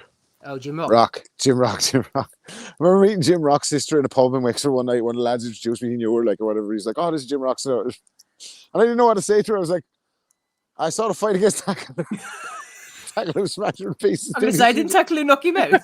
I remember that. Like 90 seconds. She was looking at me like... You better introduce yourself, Rob. You better kind of like you better ease into that fucking topic. Isn't it? Oh, fuck's sake. It went out well anyway. Oh dear. Yeah, Takaloo. That was the last time. Panther. That's why he come out to the Pink Panther and all, didn't he? That was the last time Takaloo fought, was against Robert Lloyd Taylor in 2011. He got iced, didn't he, by... wasn't it Wayne Alexander? Do you remember the famous knockout in... Oh, that massive left hook that kind of like came at a funny angle. Because he had him in big trouble, didn't he? Oh, mate, he dropped him like water, didn't he? That's right. Fucking Takaloo's brother is the rapper Mike Righteous, by the way, for any listeners. Oh, there you go. Useless trivia that's going to be worth fuck all to you, but there it is. You have it now. Mm-hmm. Yeah, on a quiet week, we're happy for all we can get, so shout out to that. Matt Butters says, just waiting for Ricky Graville Jr. He's in Mexico, Graville, isn't he? Fucking that'll come through with the fucking team from Old Spice, son.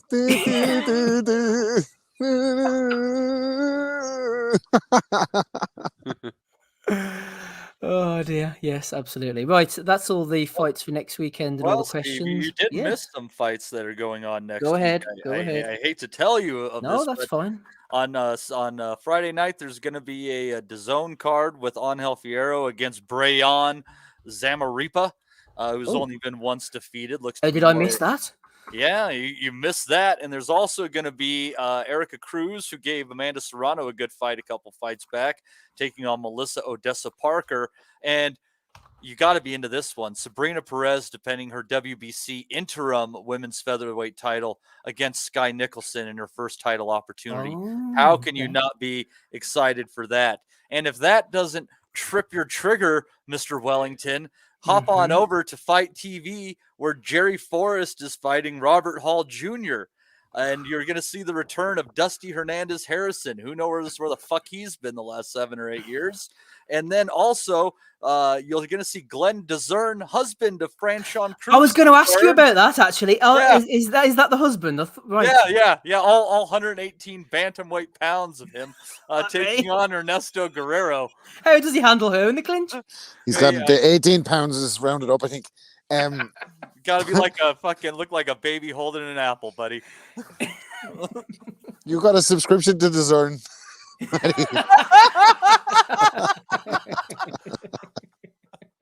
Sound like Bernie Sanders talking boxing. No, good spot, Matty. I actually spotted that name on the BoxRec ranking, and then I completely forgot to make a note of it to ask you. So that is indeed the husband of Franchon. That's good to know. Yep. Well, there you go. That's we learn something new every day, and we're better people because of it, Steve.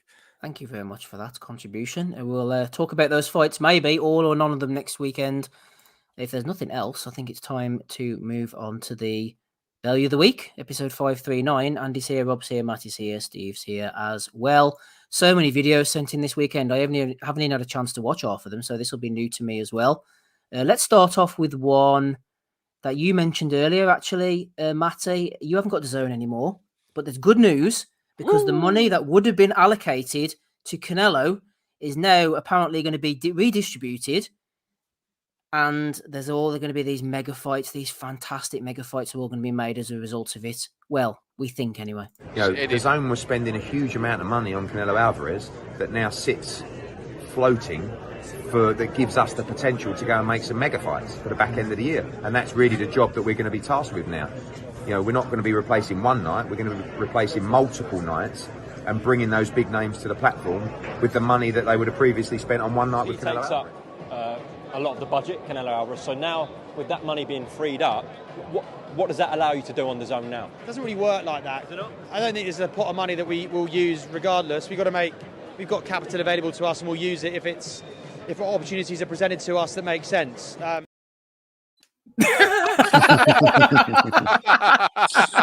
So you're saying there's a chance?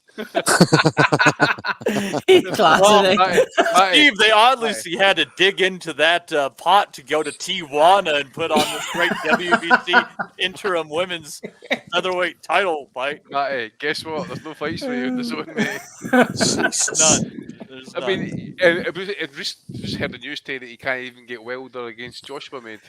So again, Eddie, 2 weeks away. Hearn can't he make the big fights happen? No, but he's going to bring us the big names onto the platform, which normally wouldn't have happened because Canelo would have took up the bulk of that fucking money. Aye, right. Right. The fact of the matter is, Matchroom and DAZN have 2 big fighters now that Canelo's gone. Anthony Joshua. Washed. We don't have to say much about that, do we? Anthony Joshua and Conor the Henbane. So one of them can't fight anymore and the other one can't fight full stop until he's licensed again. So what the fuck does Eddie Hearn really do these days apart from talk about Frank Warren? Not fucking much, by the way. Or other stuff, even at Ed. But it's not a whole lot going on there. Like, is there, he's talking about fellas promoting fights in the all-call and sticking to their lane. Well, what the fuck is his lane? Like, trying to sell a fight trying to sign a fight between the sons of 2 legends, one of them who's really done fuck all in the sport and the other one who is a fucking blatant drug thief. That's the big fights that we're talking about. That's the fucking money. Rob, you forgetting about Canelo's unbeaten fighters. versus unbeaten? Jordan Thompson versus Jay Opetaia. Look, a makeshift press conference on stools. How could I have forgotten about that? I suppose Katie Taylor, as well as making up, Katie Taylor's just been handed her first loss and she's nearly 40 years of age. Will you let her retire? Like, for fuck's sake. Fucking dragging Katie Taylor out again. Fucking let her go fucking off. She's trying to retire. Let her go have some kids. Let her quit getting hit in the ovaries, for the love of fucking God. I hear gas. Oh, leave her in peace. My gosh, yeah. Shout out to the homeless hobbit, Joe Markovsky. He's doing his best. We love him. Honestly, Steve, I think that we're going to look back as the collapse of Stanionis against Ortiz is like the turning point of the zone going to its collapse. You need to bring up that video of homeless Joe again, mate. I mean, you see, he's got that beard. Looks like he's got an impetigo scab on his inside of his face here. I don't know. Poor Joe. Yeah, while you're mentioning the collapse of the zone, actually, the zone could not be in better hands with this guy. I think it was Ricky Graville. Oh, shout out to Ricky. He sent me this, actually. Oscar De La Hoya has had enough of boxing. Don't open it, Steve. Don't open it. He's getting... No dead swans were hurt in the making of this video. Oscar De La Hoya is getting into UFC anyway, apparently. Yeah, so this guy here is fighting like this. Too straight. So he's got to feint him. Boom. Because the other guy, Israel, he's waiting for that shot. Boom. So you got to feint him. Sean should feint him. Make him work. He's too comfortable. Make him fucking get him out of his element. You know? Giving out the Oscar blueprint there. It's in the UFC Oscar. It's full of energy. That's the good thing, Rob. Strickland beat the shit out of Adesanya, by the way. Oh my God, man! He's got the ice bucket with the beers on ice. You see it there? Oh, he's wired, man. Something hilarious and tragic about seeing ex-superstars shadowboxing in front of the telly, isn't it? Like, McGregor does a lot of it as well, isn't it? It's like fucking. But McGregor doesn't. He's walking down the street, man. He's a fucking fiend. Can't let it go. Like, have to get up and shadowbox in front of the telly for whoever's watching and filming it for their own enjoyment. Fuck's sake. I was watching Just be happy he's not like Joe Louis and a greeter at a casino right now. I was watching some of his documentary, actually. I've not completely finished the second part of it, but it's quite dark at times. First one's dark, isn't it? My God. I know. The Nutters have been watching it, and I've got about half the way into the first one, I think, and it is pretty dark. Like. I'm halfway through the second part of it. It's pretty desperate. Like, and it can something. The second part covers all the shady shit. Like, I mean, you know, like the fucking photographs, for example, where he's got the pantyhose on. You can hear Oscar ain't gay. He's just into that weird shit. Yeah, I've seen him with a lot of women. Hey. So he actually paid for those photographs, right, to get them taken back, right? And guess something? See the day after he paid the money, the fucking pictures got released. Bastards. Like, yeah, we won't tell no one. Give us the money. Fucked them. I guess I can trust you. Absolutely fucked them. They were rough and tough. Oh, it is a car crash. See. I probably shouldn't fucking say this, but anyway. Do you know who's the most fucking heartbroken person ever when those fucking photographs came out? My dad. Wouldn't fucking accept it. No, they were fucking. They done that on a computer. Fuck, and Oscar wouldn't fucking do that. You fucking joke me? No way. Yes. He's in denial. Chisora's out. British boxing legend Derek wore Chisora on the streets of London looking for prison escapee Daniel Khalif. God help him if Derek gets hold of him. He's a fucking whopper, this guy, isn't he? He's Del Boy the bounty hunter now. It's a show I'd watch, to be honest with you. You know something? True story, right? You see the press with this kid got out of prison. They reported it like it was Jason Bourne that got out of the fucking jail, right? In reality, fucking he only got 4 miles from the prison. Jason Bourne got through fucking 6 countries in 90 minutes, man. Like Diamante.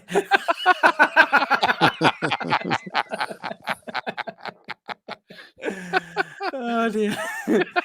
Diamante picked him up in a helicopter, didn't he? Just jump in. Like Harlem Murdoch coming down. Wasn't even a helicopter, it was just his fucking dreadlocks going up and around in a circle. His favorite gadget. Oh dear. Late entry, Andy. What's going on here from Dr. Boxing? He's listening in live and he's sending you messages in real time. He says, "Don't blame Fury. I think it's good for boxing. Gets the MMA fans' eyes on the sport. Fury versus Jones hopefully is next. Hearn's BS and protects AJ by making excuses for him not fighting Wilder next. The next fixture series is great." So there you are. What's that? What's that, by the way? As if everyone in boxing just be sitting at home going. But you think everyone in boxing is sitting at home going, love some MMA eyes on this, you know. There's so we need some MMA eyes. Who gives a fuck if the MMA eyes are on it? Jesus. I don't know. Yeah, not a fan. You watch the next Netflix series, Andy, no? No, I haven't watched it, mate. I can't sit through all that ball. I mean, if the last week, man, if you came out with the Chris Tarrant comment, I'm like, really? So what's the fucking point if it's just full of shit, man? So I want to see him fighting in the ring. I'm a boxing fan. I don't give a shit about him running around at home, taking the kids to school and cooking chicken fried rice, whatever the fuck he's doing. I want to see him in the ring fighting proper opponents. Well, you'll see him fight in a couple of weeks' time, mate. Yeah, well, I suppose so. Post-fight big pod. events. The two governors in their own right. You should actually do a live pod for that one, mate. Listen, mate, we should do a live commentary from man. We might get some MMA eyes on us and get some if they're monetizing that load of bullshit, so should we. Yeah. We should have a fucking watch along party for Tyson. Yeah, get the MMA eyes on us, mate. That's what we should do. Get a bit of MMA eyes on us, definitely. We'll ask Dana White for an endorsement. All right, we'll go live. We'll go live during that then if we're about at home. So what's the date again for that one? Is it 30th October 30th, yeah. October 30th. It's going to be a massive event. So Saudis are fucking stoked for it, mate. Stoked. Well, listen, they're throwing the money about around there. Let's fucking do a live pod. It's a legacy fight. There we are. Shout out. Talking of legacy, Matty, Richardson Hitchens, I see myself being a legend in boxing. Yeah. Come on, Richardson, boy. That's what you want. It's not going to happen unless he changes his middle name to Hitchison. Richardson, Hitchens. This is what I see happening. Eddie needs to get a hold of that one, doesn't he? Like, he's a legend on Twitter, by the way. If he can fucking fight half as good as he tweets, he'd be unbelievable. He is good. He is good value. Actually. Why not Rich Hitch? Why not go with that if you're gonna change your name? Hitch? Yeah, just hitched. Yeah, there you go. Then you just seem like a rapper or a Will Smith movie. And Will Smith, I mean, he's hard. We learned that a couple years ago or a year ago. So yep. Yeah. We're talking hard. Not as hard as marrying the fucking bitch he got married to. Fuck's sake. Not as hard as this, Rob. Bosh Doms. I don't think it'd be hard for long, Steve. To be honest with you. First of all, I mean, is there anything this fucker wouldn't endorse, by the way? Like, and second of all, grow up. It's fucking 2023. Who's using fucking condoms anymore? Cop on yourselves. Well, and after you pull that out, you're no longer going to need a condom because you'll be flaccid. Nah, but see, the thing is, you can't get condoms in the south. It's forbidden down there. Well, this is a bucket of ice water for you, Andy. What about with the sheep? Rob's mum fucking found a condom in his pocket. He actually thought he was mixing with Protestants. she never, for me, dad found one and said, "For fuck's sake, will you stop fucking leaving the fucking condoms around the house?" So sorry, Dad, I didn't know you were in. Oh dear me. Few Bosh Doms. Suleiman rules out sanctioning Serrano 12-3's world title fight. To paraphrase the great man himself during a Ben Charlo interview, the WBC strives for consistency, Matty. On a case-by-case basis, there will be no 12 3-minute rounds for women. Yeah, Suleiman can eat a fucking dick as far as that goes. For me, as I see that, Serrano being undisputed at featherweight right now, and that Nicholson fight happening in Mexico, Suleiman's favorite, obviously. That's an interim fight. This gives them a chance to elevate. It's a nice weekend away for anyone who wants to go to Mexico as well, isn't it? Exactly. But it'll give them a chance to elevate Nicholson up to full champion by saying, whatever the demanded defender title or something. So it's got fucking bullshit written all over it. And I don't know, man. I just think the fucking Suleimans need to get the fuck out of boxing. Or shout out to everybody elevating Sky Nicholson. Anyway. All about elevating that reputation in this sport. Yeah, that's the tough thing about it, Rob. Is I don't know if I had the chance if I would elevate her or pin her down. We don't endorse pinning anyone down. Consensually. Consensual pin downs. Shout out. Anyway, moving on. What do you guys do? Just sit on the bottom the whole fucking time? You lazy fucks. Not much these days. Whatever we do, we don't want to be discussing it with the likes of fucking Chuck Woo and Ricky Gravel. Do you know what I mean? Oh dear. Eddie isn't talking about boxing much these days, but he is talking about Frank, and Frank's been on rare form. So here he is this week chatting to somebody. I know we've got to wrap up. You put an appeal for the Usyk to Bois fight. Dan Rafael said things like, the governing body can't overturn a decision, etc. What's your response, and did you see those comments? Well, my response to him is that when he's ordering his pizzas, they're quite nice if you have hot sauce on top of them. All right, Frank, appreciate your time. Fat shaming, Dan. Frank getting personal. Which I hate. Jesus Christ. No, chill, man, eh? It's an innocent question. Oh, dear. Yeah, fat shaming is hilarious until you're over 200 pounds, and then it's not that funny. It's still funny. I mean, there's always someone over 400 pounds that you can fucking rag on. And in fairness, I don't think we're going to be taking a moral high ground, seeing as we're like, Frank Warren was slagging off Fat Dan this week. You should have slagged off his grey fleece. That's what you should have done. Yeah, that was a layup, wasn't it? Frank on his platform, like he could have retired the fleece for good there. Look, Frank going in on Dan.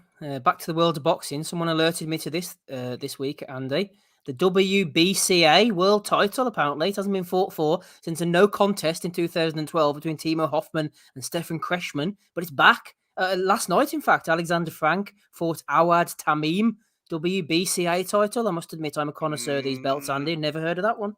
Well, that's your fault, mate. You should be on top of that. Absolutely. So, hashtag title watch. Fucking hell. Where was the fight held? Just out of curiosity. Let's check it out. WBCA, let's just check. Alexander Frank. So he won by KO in the 4th round against Mr. Tamim, and it's the WBCA World Heavyweight title in somewhere in Germany. It took place last night, apparently. Well, good for him. Yeah. And he came in 30 pounds lighter and still got the knockout, did Alexander Frank. So he rumbles on. Steve, let me ask you a question. Yes. How many heavyweight titles have you won? Yeah, that's a good point, actually. Yeah. So I think it's called the World Boxing Committee Alive. What? Yeah, hang on. I'll just put the website into the chat there, mate. Honestly. Alive. If they would bring in World Boxing Kumite, I might be able to get down with that. Oh, here we are. Absolutely. This is class. Committee, Haydar. This is right into the I've even got the world champions here, but we've got to contact them, I think. There's some out of focus photographs on as well. It's based in Turkey. Yep, I've got a photograph here of Alexander Frank, but I don't see his face because I've chopped it off by accident. Oh. And you see it? Yep, got it now. Oh, apparently there's been action that's not been put on the BoxRec, Andy. Alexander Frank has won this title before in 2018, made a couple of defences against Zoltan Petranyi, who had 45 losses at the time he fought for the esteemed title. Oh, mate, guy's a legend, man. WBC. Sanction fees. Oh, wait a minute. I want to see the sanction fee schedule here. Oh, here we go. €2,000 for a eliminator for the promoter. €400 for the supervisor. €300 for the ref. I mean, that's not really corruption, though, is it? What's he going to fucking be able to buy with that? The WBCA belt is €650. You can imagine the quality of that shit is going to be. The judges, you got to pay for 3 judges, 3 times 200. Plus €600. Whoa. They've even got youth titles, intercontinental titles. Oh. And Matty, who would be pleased to know, they have got women's title there as well, mate. So that's good. It's good to know. Respect. Everyone can win a world title these days. That's the good thing about equality in boxing. Anyway, let's move on swiftly, shall we? over to Bellew of the Week. This is the 6th one on our list. Grave news. Disappointing news, Andy. Anthony Joshua versus Deontay Wilder could now be in jeopardy. As Eddie Hearn has said, they're exploring other host countries after talks with Saudi Arabia's Skills Challenge Entertainment slowed amid a shift in Saudi boxing management towards the new entity who are staging Tyson Fury versus Ngannou. Hearn said, if we don't get that sorted soon, we'll probably see AJ fight someone else in December. We heard them say that about 3 years ago, then we heard them say it 2 years ago, then a year ago, and it was like 2 weeks. 2 weeks time, boys. 2 weeks time, Cougs. 2 weeks. It's coming. Come in. Could you imagine the carcass that's going to be served up in December? Like anything with a pulse, they're not going to put him in with because they're afraid that fucking whatever hope they have of getting that Saudi Arabian money, if he gets beat again, it's gone out the window. So who, like, it's not going to be anyone with a fucking heartbeat. Like, who are they going to? Maybe that's they should have a rematch with that Scottish fellow. What was his name? Richard Towers? No, not Richard Towers. What was homie's name? The fucking Gary Cornish. Gary Cornish. Let's see that part 2. He's a fucking live dog. He's a credible guy. He's better than fucking what's his name anyway? Who popped for fucking steroids? Watching the Hellenius. Does an honest living. Yeah. It's a big shock to me because I was very sure that this fight was going to get made. I know I'm fucking hugely disappointed. Yeah, Eddie, if your fighters don't get with Skill Challenge Entertainment, there's just no fights for them. 100%. Even with all that Canelo money floating about as well, Matter. This doesn't work like that, Steve. Well, so they say. Anyway, Tyson Fury's been back on the mic, which can always be a bit of a car crash. At the Ngannou press conference, he had plenty of epic banter. Oh, aye. And Saudi's be happy to in Ngannou be happy he's getting his purse kind of floated out there for people to know. Come on. Oh, mate, we've still got 6 weeks to go to.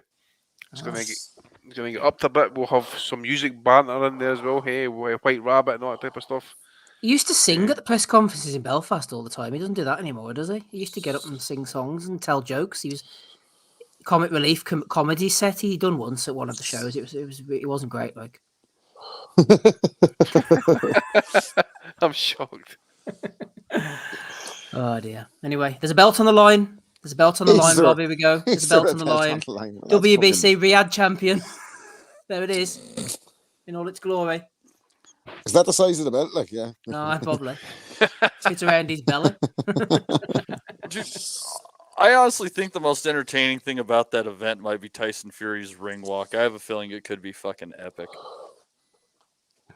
Yeah, it might be. Who knows? Talking of epic ring walks, what about this one here? X360 Fight Night, 23rd of September in the Jamuna Future Park, East Court, organised by the Bangladesh Professional Boxing Society. Boxing, Mohan Ali is going in against some type of cartoon tiger, is that? Oh, Andy? no, it's not going to be like AI, is it? Fucking I don't know what it is, to be honest. I doubt it's AI. It's in fucking Bangladesh, man. It might be a real tiger with gloves on. Yeah, real tiger. Remember there was talk about Pacquiao fighting a hologram or something at one point. What the fuck was that story again? That's right, yeah. I don't know what happened with that, if it went ahead or not. There's the promoter anyway on the poster. Get yourself down to Bangladesh or there's going to be no fights for you, Andy. Eddie should go in there, man, see if he can get his next fucking star. We're big in Bangladesh. I was looking at the pod downloads the once. We have 7 listeners, so shout out to our Bangladeshi listeners. That's what I say. There you go. That's what I'm saying. That's what I'm talking about. Rock on, Bangladesh. Rock Absolutely, on. man. We'll have a bit of Bangladesh on this pod. It's a country of millions, but you know. Yep. Chris Lloyd, Andy mentioned this one earlier, talking about the Adelaide Wardley face-off. So they get an excellent fight sorted, and then a blindside assault on Wardley cuts him and probably puts the fight back because he won't be able to spar. I think I speak for everyone when I say, you silly fucking dickhead, David Adelaide. MTK Dave said a good one. He said, Chris, if the roles were reversed, would you tweet this? Or would it be something along the lines of, you shouldn't mess with Fabio Wardley? Cheers. And Lloyd's response was quite good, to be honest, about it. Boxing Dom says, would you like to say that to his face? And he said, yeah, I'll just make sure Kamil Sokolowski was with me. The fella who hit fucking Wardley's after getting a 4-fight deal with Boxer. It's funny how nobody actually got nicked for all that carry on and that, man. That happens in the street. You're fucking straight down the fucking road. Oh, exactly. Good job Bomac wasn't there to lower the tone. Oh, mate, he'd been in there fucking firing bullets. Hacking a Mac in the back of the hack. Fucking hell. Hack and Barack. Put the Mac in Bomac. Fuck me, man. What was he doing with a loaded gun in fucking England? By the way, what did he think was after him? Fuck's sake. The How's he same got guy the who's gun asked Oscar De La Hoya, maybe, Rob? Well, like, there's a lot of questions that are going to be asked there. Like, did he bring the gun with him from the States and just forget he had it in his luggage? That's fairly common in America, like, by the way, with licensed firearm carriers or whatever. Like, but did he buy the gun in London and then decide to bring it back? I don't know what the fuck happened there. Like, fucking Bomac, man, carrying the fucking pistol. All of that's for all the people giving him fat jokes, by the way. You need to watch that. Big John could have a fucking AK-47 tucked somewhere that you can't see. There's all sorts of folds where you could tuck weaponry, Rob, for that. Firing blanks with the Bosch doms, anyway. Yeah, that was bonkers from Bomac that week. Revolting. Who's fucking put one of them on a knob, by the way? Fuck's sake. I love the Jesus. Can the you finger of imagine the flavour authority, Andy, pointing at you. Oi. I know, but can you imagine the fucking flavour of that going though, man? It'd be like fucking egg balls or something like that. It comes in sweet and sour or teriyaki. Exactly, aye. Sour Prawn balls, sauce. sweet and no, sour type of prawn balls. He likes them, doesn't he? Who wants a fucking burger? Aye. Oh, dear me. So I've got a couple more for you before we hand it over to the boys. Someone asked me to bring this up from the week. John Fury in untruth shock. It's correction. No, I'm not around him. Okay. The COVID thing. You know, I speak to him on the telephone. He's got the main man round him he needs, Sugar Hill Stewart. You know, he doesn't need me. He don't need his brothers. We're there for moral support. But you know what? We've had to keep away from the camp because of COVID reasons. And Tyson, he wants to get out on the 9th of October and he don't want anything jeopardising it at all, you know. So he's in good hands with Sugar. We speak on the phone, you know, and that's good enough for me. And me not being there to guide him properly, I think it comes. That was such a classic. I guess, man, he's actually praising Sugar Hill there. What was he doing about 2 or 3 months ago? He was shiting on the tap here, man. Oh, there's Bomac, lock and loading.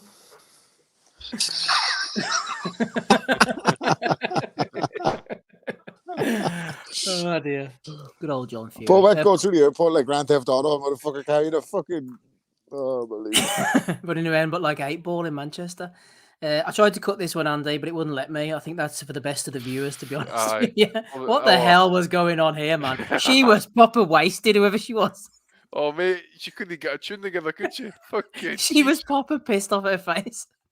What card was that on? I don't even know. I've no idea. She looks like somebody that splits her time between being like a children's party Frozen actress and then also strips at bachelor party. Madam. I think they must have found her on a crack course and gave her a shot of epinephrine and got her into the fucking rings. To fucking, Jesus Christ. Looks very misfitish, that card, doesn't it? Whatever the fuck. Who's that in the background? Bud Light is there. I don't know. It looks very misfitsy. Oh, it was some shit story. Honestly, I just thought.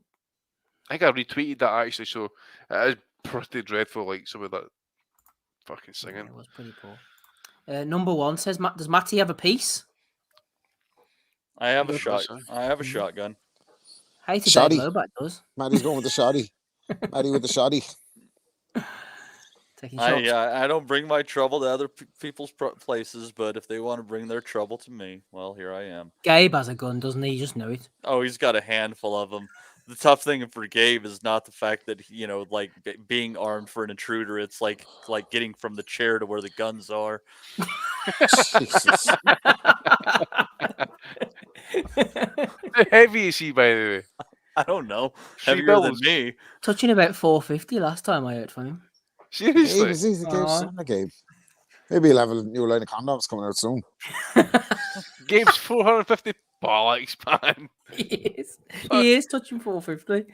Seriously? Yeah, I need to check in on him actually, see if he's alright. Mate, summertime for him must be fucking excruciating. Fuck, £450. Would be a sweaty affair, wouldn't it, summertime? Like? Sweaty. Fuck. He's a vampire, man. What the fuck? Hey, man, you need you to fucking mind yourself, man. For fuck's sake. No, you're in the Kinda military, like a man. little For fuck's sake. How heavy is that in stone? 32 stone. It's a lot of standards. 32 stone, man. A lot of donuts, too. You're lying to me about that. You fucking bastard. Really? Oh, Truthfully? yeah. Fuck. wonder it took him so long to finish the sentence. Come on, Gabe, man, we're rooting for you. Come on, the fuck. I miss Gabe. Anyway, I mean, missing him for good if you don't fucking. Come on, Gabe. Fucking get it together, man. Jesus.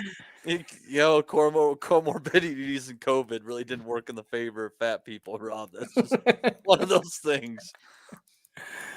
Anyway, someone's had to go. Someone's had to go. I tell you what, man. You be the heavyweight, 32 stone. I'm heavy. Jesus fucking hell. We're nominating for Belly of the Week, or would that be cool?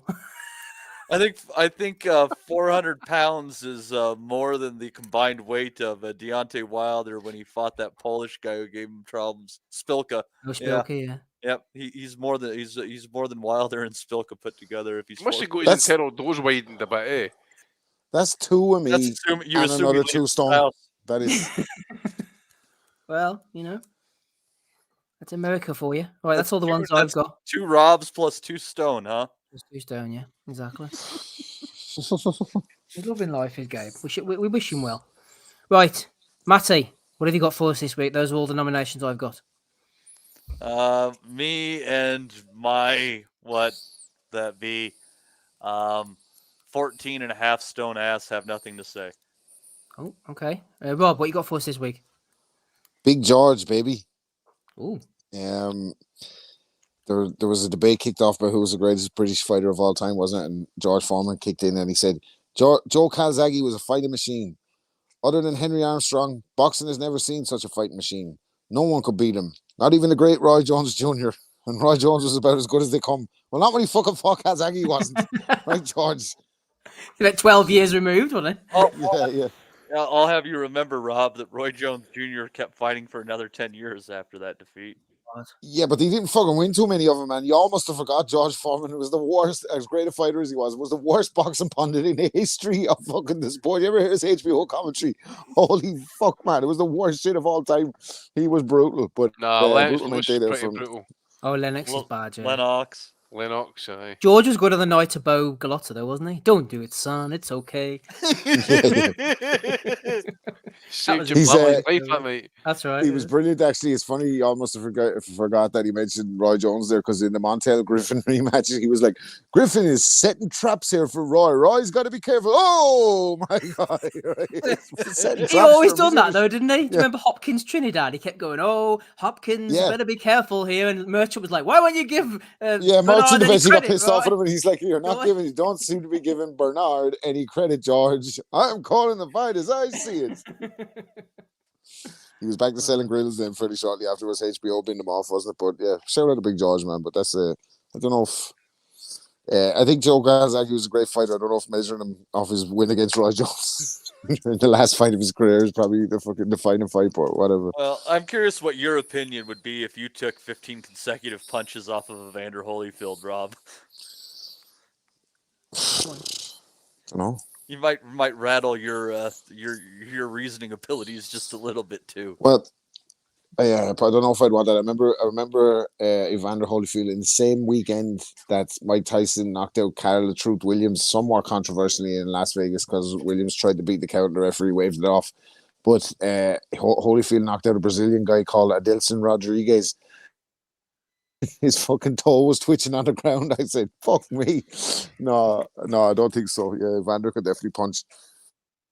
He could. He bought out grills as well, much like George, but George made more money from the grills than he did from his 16 wins as well. Did he use the Holyfield grills? I must try to get one of them cheaper than the Foreman grills.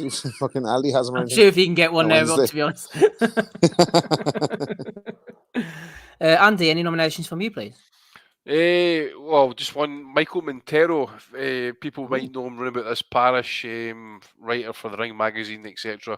Made his professional debut last night. I was told apparently it was being kept quiet, i.e., no listed on box rec because they wanted to keep it a low profile. Don't know why, but anyway, he won by first round knockout. I think it was. How old is he?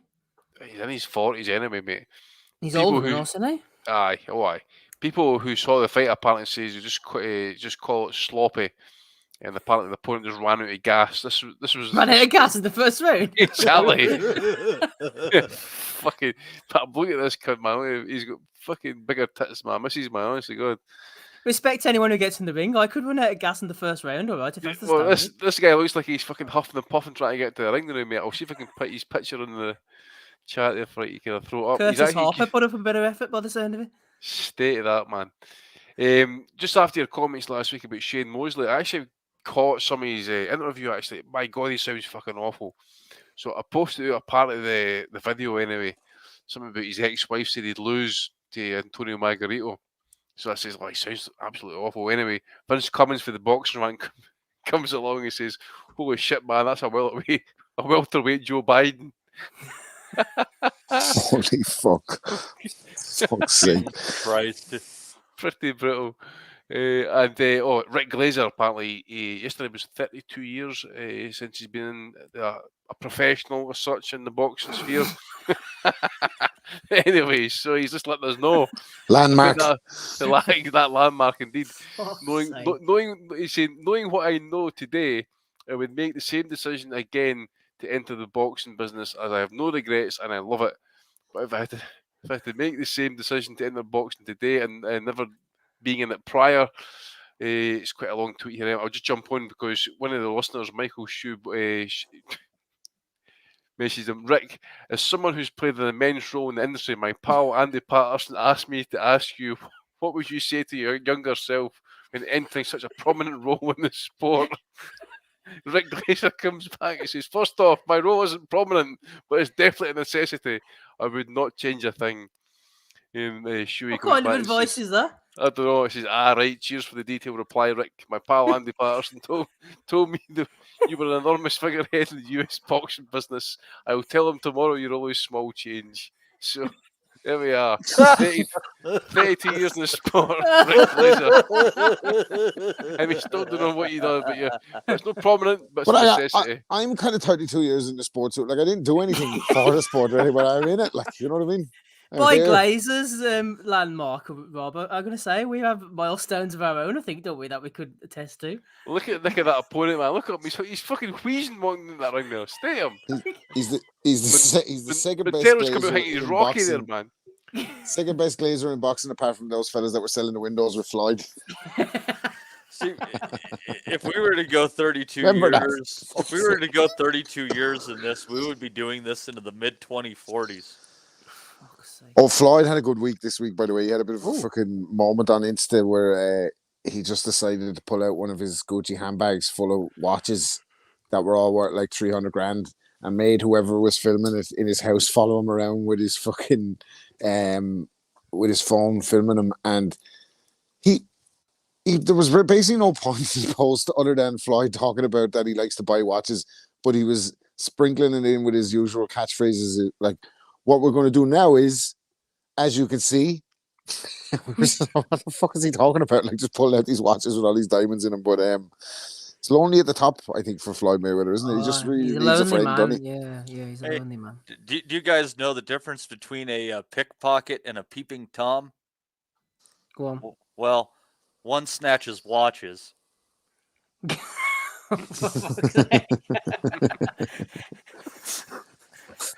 I'll leave it to the brains of the listeners to fill in the second part. There'll be a suspense for weeks. You can say it in episode 540. Like fucking Batman. Same bad time, same bad channel. Shout out to the listeners. Yeah, that guy on the screen, he doesn't look very well equipped for the ring, does he? Johnny says, thought that Hack Montero made a big song and dance about how he was leaving the boxing industry, but that's what you're supposed to do, though, isn't it, Andy? You have to leave a big song and dance in this sport. It's like people who aren't listening to our podcast anymore. Instead of just not listening, you have to make an announcement in the chat about, I'll not be listening to the Boxing Asylum anymore. That's the way it works. Yeah, go fuck yourself. Yeah, I didn't care. Was this guy actually leaving the boxing industry? I fucking no idea, mate, to be fair. Johnny says sad news about Tim Boxeo retiring. Do you retire? Really? From that game? Yeah, I found out last week actually. He's I don't know what's happened, to be fair, but he's not doing the kind of like his boxing schedule channel anymore. So I don't know. I think maybe the kids are growing up, maybe the kids are doing things now. Yeah. It requires them to travel a wee bit more now than that. I don't know, mate, to be fair. Interestingly, Andy, he joined up to the Patreon right when it started around 2017. Fair play to him. He didn't. He contributed, but he didn't, leave messages or anything. About 2 months ago, he cancelled his subscription. So I wonder whether Fucking bastard. So fuck you, Tim Boxer. Happy retirement, fuckface. We didn't retire. We're still here every Sunday. For fuck's sake. Yeah, you must be jacking it in all again. Yeah, what about those you've left behind, Tim? No, exactly, Andy. You might. But hang on, he played a prominent role, so fair play to him. By the way, he did a hell of a job actually. Yeah, because I tell you what, some of the content is obviously trash and that, right? But still, some of it was gold moments. I'll never forget the one that he provided. And you got the guy at ringside. This guy gets knocked out through the ring ropes, right? And you've got a guy running up to him at ringside, giving him abuse. And he's got his sleeping daughter in his fucking hands, screaming vile abuse at this cunt. Get him, fucking up, you I forgot about that one. Oh, it's like it was somewhere in like Arkansas, wasn't it, or something?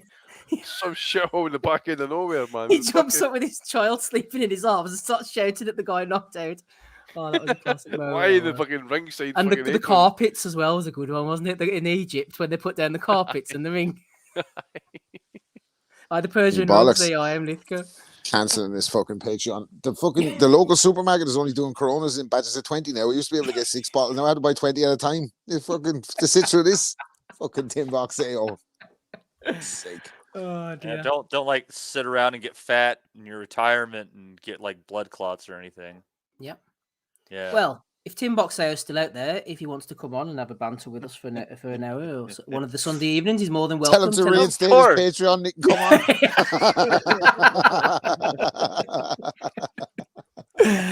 Oh dear. That's not. But he was now. It was Platos or Plomos anyway. He's paying us in pesos, wasn't he? That guy had the most random shit that he found, but I mean, he was the source for all sorts of fucking great boxing videos and stuff. So I mean, fair play to him though. I mean, it sucks that if he's like throwing in the towel on boxing, but fuck, I mean, that guy is responsible for percentages of the links that people have watched over the years. Do you reckon maybe like he had an awakening or something when? I don't want to say because it could have really happened, but it kind of. I don't want to say, but like I'm gonna say it anyway. Do you reckon like the missus just left him because she was fed up with his shit? Like I don't give a shit about this fight in Venezuela. Like we want to fucking go to dinner or something. No, I have to tweet this for the fuck. Oh, fuck off, Tim Boxeo. Yeah, it's like one of those things, like the way that some of us are with boxing. There was like this fucking post that got shared around Facebook, and it was this chick with her boyfriend facing away from her in the background, and she's like, he just nutted in me 5 minutes ago, and he's already talking shit to people on Facebook. He's already watching. Replace that with he's streaming a fight from Montserrat at 2:00 in the morning. Well, I'm speaking from experience because my missus threatens to divorce me over the pod all the time, and as you can see, I'm still here. There's levels to this game, so you never know. Are you saying that we need to do this twice a week, Rob? Yeah, I'm going to get a live call now from now on. I'm on that call. I have to do to get a live chat. What's the matter with you? The fucking Matt Butters want to talk to me. For fuck's sake. Yeah, Paul Rafter, he jokes on him, Matty. He's the one who bowed out after 8:30 and said there was nothing going on tonight. He's missed all this. Swear to God, right? Not even joking. So nearly had a fit there a few weeks ago when we were doing the Patreon. When you see me trying to explain that I'm doing the Patreon fucking podcast for Matthew fucking Hilton versus Robert Bam Bam Hines. She's like, you what? Listen, I'm going to be busy for the next hour. I have to talk about this fight from fucking 1989. Leave me alone.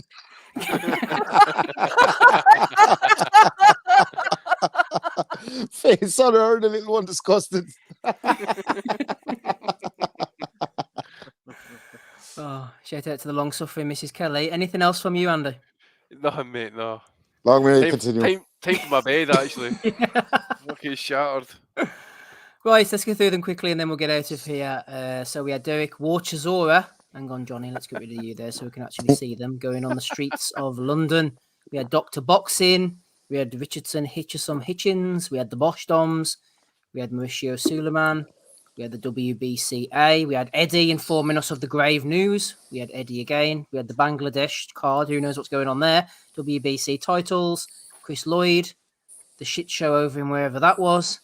And then Michael Montero, plus all the videos as well. And my nomination, well, not my nomination, one I'm going Rick for, Andy, Glaser. but you, is Rick Glaser. I'm going for Rick Glaser this week. What are you going for? I'm wanting to go for Eddie again, mate, because that would just be like bullying the poor guy. But I really want to go for Del Boy, man. That fucking mentalist going up fucking London High Street, top off. Where's Daniel Khalife? Where's Daniel? Fuck off, man. What's fucked up is he's not wearing his fucking his Union Jack bandana on his face while doing it. I think that's the missing component to everything that's going on here. He's only got his hand on his head. So. I'll go for Del Boy. Maybe. Del Boy. Who apparently still wants to have 3 more fights before he chucks it. Oh, we're looking forward to them because they're going to be coming up on the zone. wait and see. It's a rough and tough opponent. Who are you going for, Rob? So, yeah, well, I like Slick Rick Glaser. Uncle Ricky, would you please tell us a story, please? But for me, like, right, it has to be the Bosch Dom, like, because imagine, like, even as a father, like, say you're around the Essex area and all, like, you fucking go to work, you might be a builder or a fucking, you know, I don't know, like a fucking delivery man for fucking DHL, and you're doing your best, and you have the little one, and you've got TikTok, and you've got influencers, and you've got makeup and all, and you hope, like, she's going to make the right choices and go, you know, she's not going to get herself knocked out, goes for safe sex, and some little bastard somewhere has fucking had it away with someone's daughter with Big John Fisher's fucking face on the packet. Like, it doesn't seem right. You fucking work hard all your life, fucking bring up the young one, right? And this is what happens. Like, it's not fucking right. So I think we should put a stop to this. There needs to be a call on these fucking Bosch Doms ASAP. Have them recalled from the market. We can't have this fucking guy associated with any kind of health, sexual health, physical health. No health for John Fisher. So yeah, the Bosch Doms, like, I'm not a fan. I tell you what, though, he's getting more massive though, by the week. He's fucking huge. Gabe, worried about him? Well, I tell you what, guys, if you're not going to be taking in immigrants and you're going to be putting this on your prophylactics, you're not going to be helping your fucking future fucking birth rates. He also, like that. You're just fucked. Did you release a video as well? Who's the porn star or the porn actress? Yeah, narrow it down. You know the one I'm talking about, Rob. Elle Brook, there you go. He did a sit down with her apparently. Elle Brook. Yeah, and it was all like, it's going to be a sit down, these isn't it? fucking chicken balls in your mouth fell. And she was like, whoa, and all, who makes it? It was all very carry on, wasn't it? Would you buy any of those chicken balls? Waiting for Barbara Windsor to come up with like 2 chicken balls covering the nipples in the background, like this. Would you bite down on chicken balls? She was going to do a kneel down. She was going to do a kneel down, but the smell was too much. Oh, fuck you. But he's like spreading like soy sauce on her body and licking off her that time. Like, he had it. This one of the skits was like, it was such fucking low common denominator humor, like that I couldn't even laugh out of like irony. It was like he had his son in a car, and like Elle Brook popping her head up, and he was like, "My son once was a virgin, boss, but he's not anymore." Rah, rah, rah. That was the joke. Like, Elle Brook sucked on my son. What's funny about that? Like, it's not fucking not a laughing matter. How old is your son? I don't know. He's a cherub-faced young fella. He's only about 17, I think. Like, you remember he had a video as well when he said, wasn't young Johnny Fisher anyway. He said Chinese leftovers on a Monday, better than a 3-way.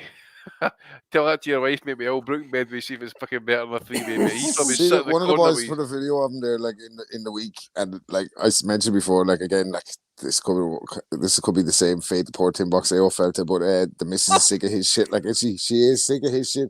He was just sitting there, had his top off. He was like flexing, doing that, like, you know, the flexing. That's what I fucking want. Yeah, she's like, "Will you get dressed in the bedroom? Like, we have a fucking bedroom. Get dressed in the bedroom." He's like, "I'll get dressed where I want." She was like, "Get dressed in the bedroom." Sick of the fucking idea. Look at this fucking bosh. I thought you were gonna say that Tim Boxeo had condoms with his face on him. Tim Bosch, though. Brutalmente condomos. Oh, Matty, put us out of this hell, man. Who are you going for? You can have the deciding vote. No, you're gonna have the deciding vote, Steve. No, I went for Rick Glaser. Did you? Yeah. Tim McDonald said pop, pop, bang. I think I missed that somewhere amidst all the laughter and fat jokes. Yeah, we're not joking on Gabe, by the way, man. If Gabe is really 450 pounds, like, man, we hope you fucking pull through it. Like, that's, you know what I mean? We're rooting for you. Like, that's not. It's 32 stone, man. Fuck Full this guy, suit. Look believe at him it. to pull his socks on, Bob, man. Wise up. I think you're winding me up, Steve, about that. You vicious bastard. What the fuck is wrong with us? I'm gonna make it. They say that it's better than a 3-way, but what about a 4-way? I go for the WBC. Oh, love it. This is an IBO title. Let's take now. You could have a 5-way. There we are. Oh dear. Some 3-way that is. With Jose in the background. It looks like they're remembering Rodney Dangerfield in a scene from Harry and the Hendersons. A lot going on, A lot going on, just like this pod. Congratulations to whoever won episode 539 of the Value of the Week. You are the winners. Well done. No super chats this week. No Patreon subscribers. There are no winners. Only Patreon exiters. Getting cunts anyway. Fuck off, all yous. Right, let's get out of here quickly before we offend somebody. What? Shout out to the chat, like and subscribe if you enjoy this type of banter. We'll see you all again for episode 540. Thank you to Rob who's been on. Thank you to Matty. Thank you to Andy. I've been Steve. We'll catch you all again at same time, same place. Next week, Matty will be in the hot seat. Bye. We'll never forget. Ja, dat is gedaan. Go to move! We want to be honest, yeah? Crying like a little bitch. I've never met a fucking Solank that can fight me. I fell asleep. You're a fucking bum, you're a fucking asshole. Rumpo fucking Steltskin. But allegedly, Oscar Rivas has failed a test. 7-year ain't. I will fucking smash fucking you. I hope you fucking die. Be safe. I love boxing sounds, simple as that.